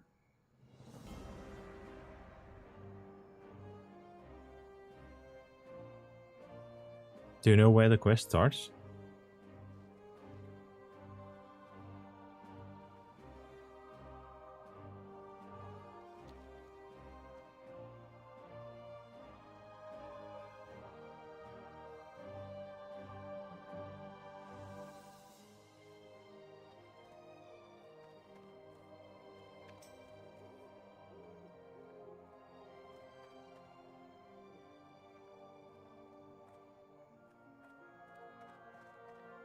It starts in Hawk's Vigil, somebody's whispering me.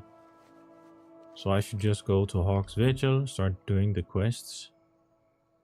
And then hopefully I could unlock that quest. But it's a little bit much maybe to do for just a neck. If it's a long quest chain.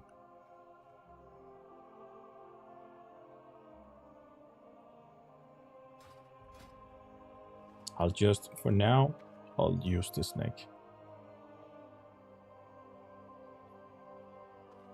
And, oh, it's already really late, actually.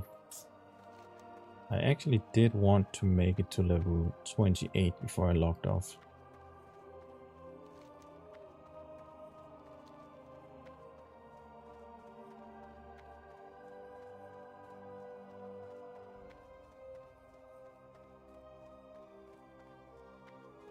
The Stockade Search is the quest line. Greetings.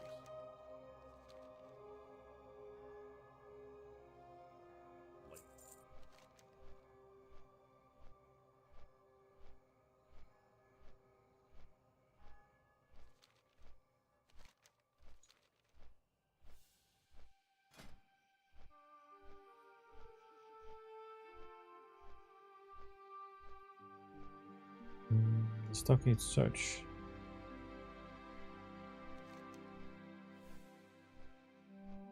I see.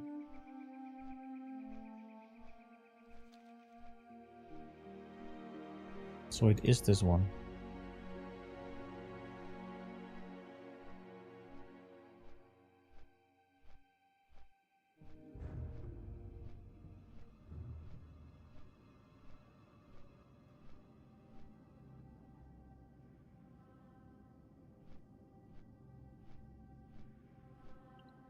Sweeney says a lot of quests for the neck are right there.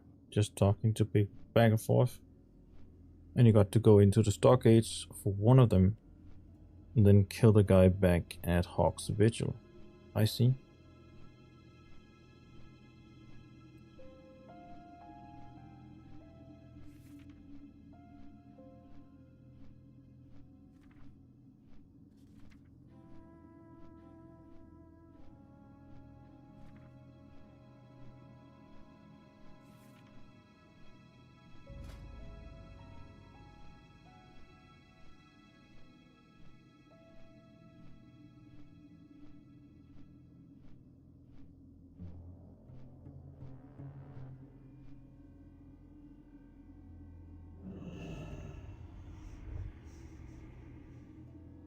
Those are quite a good set of braces as well.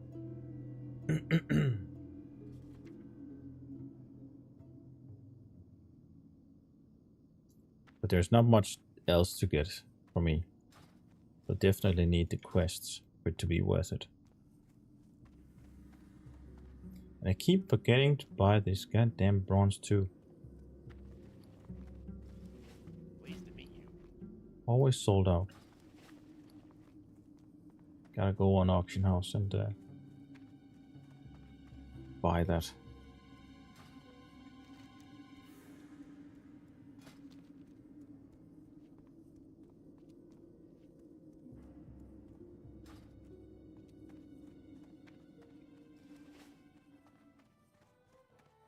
What can I do for you? See you around.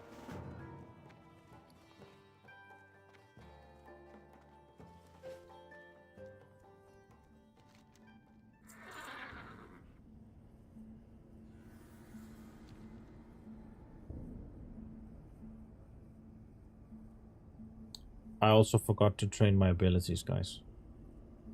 Damn it. Why don't you guys remind me of stuff like that? Isn't that what you're supposed to do? I got a brain. Need you guys to brain for me.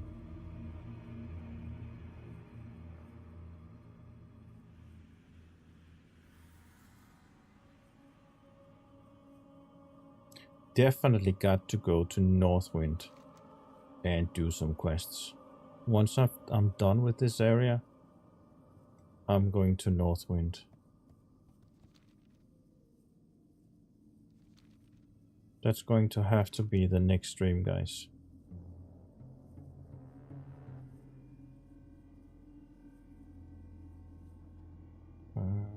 Should I just finish this quest as well, now that we are already here? Probably can't pull that many, but...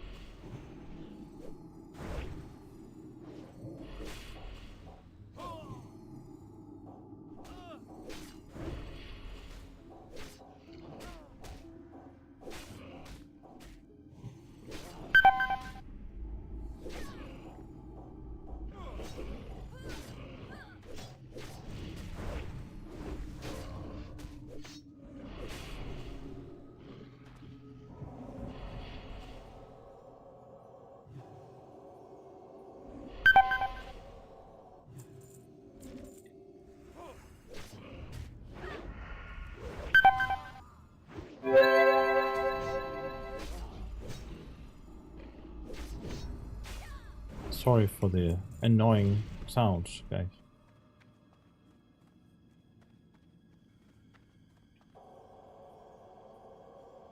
I hope you weren't falling asleep.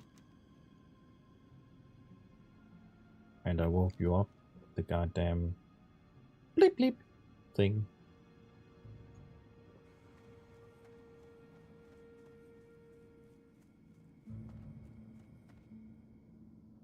Just gonna turn this one down slightly.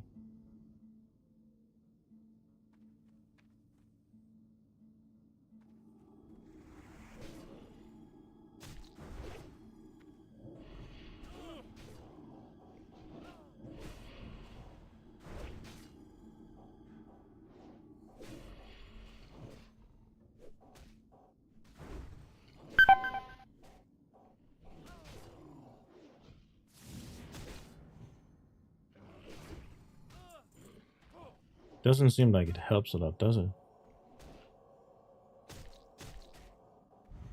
That's a tough one.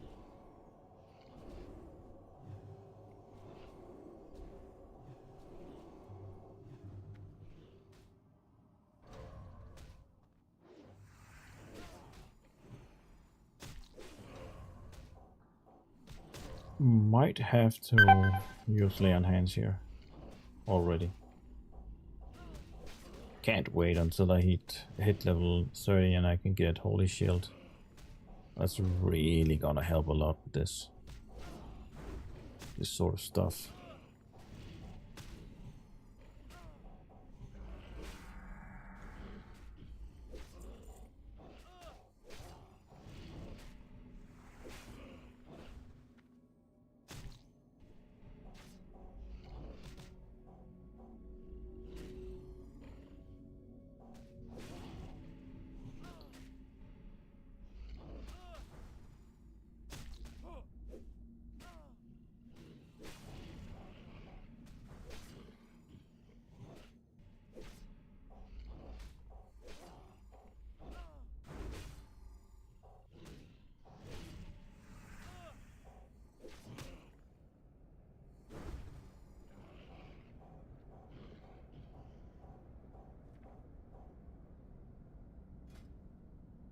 Yeah, that's the shield, right?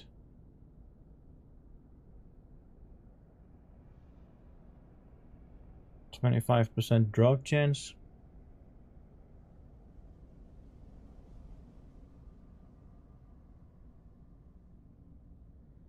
I don't know if it's actually that great compared to just, you know, getting a shield with some extra block chance. I think it'll probably end up being more damage just having a shield with like 2 or 3% block chance, and then equipping enchanting that shield with a what's it called, a shield spike, because then you block a lot more often, and every time you block you do that extra damage. And yeah, the other one's just 5%. I feel like you replace that quite fast actually.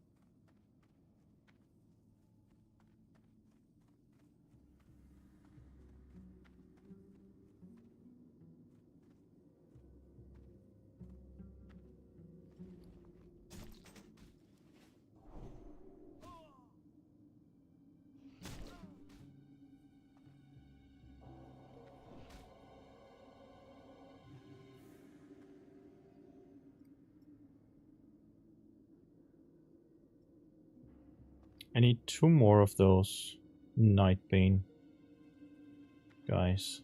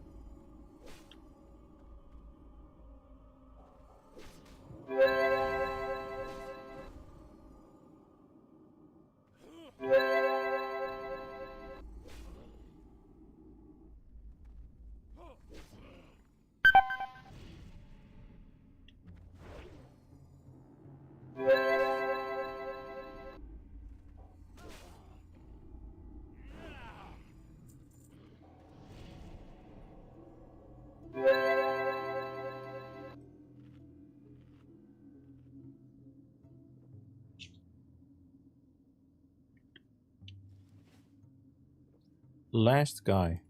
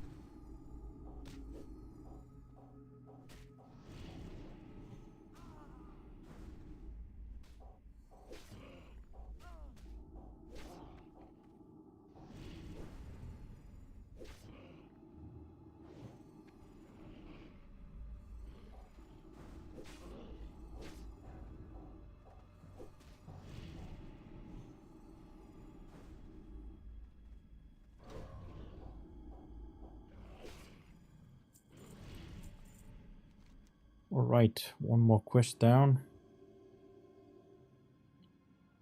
Guys, I think it's getting a little bit too late. So I think I'm gonna wrap it up and might continue the stream tomorrow. But it's already half past midnight here in Denmark, so gotta get up early tomorrow, get a workout in, and yeah, be with the family.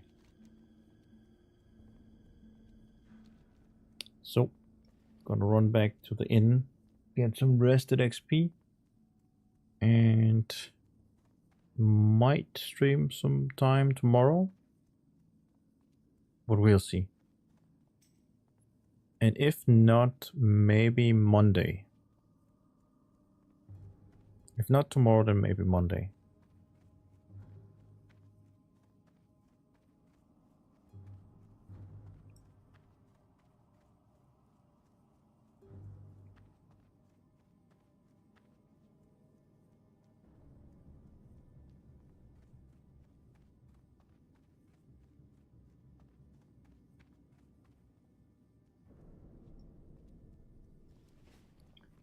Yeah, I think that's it. Maybe just deliver this quest first.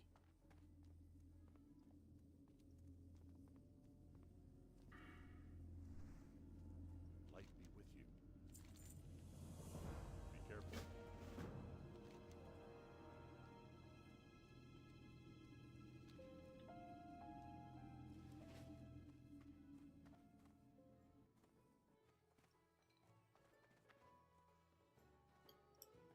It's very important to sit down. Alright guys, I think that's going to be it for this. Which are you playing on the PvP server? I'm playing on the PvE server. What's your name? I can't pronounce that. But I'm playing on the PvE server because that's the most populated. So unless that changes, I'm probably going to stay on the PvP server. Anyway, guys, thank you all for watching. It was nice having you on board, and I will see you guys in the next stream. Bye.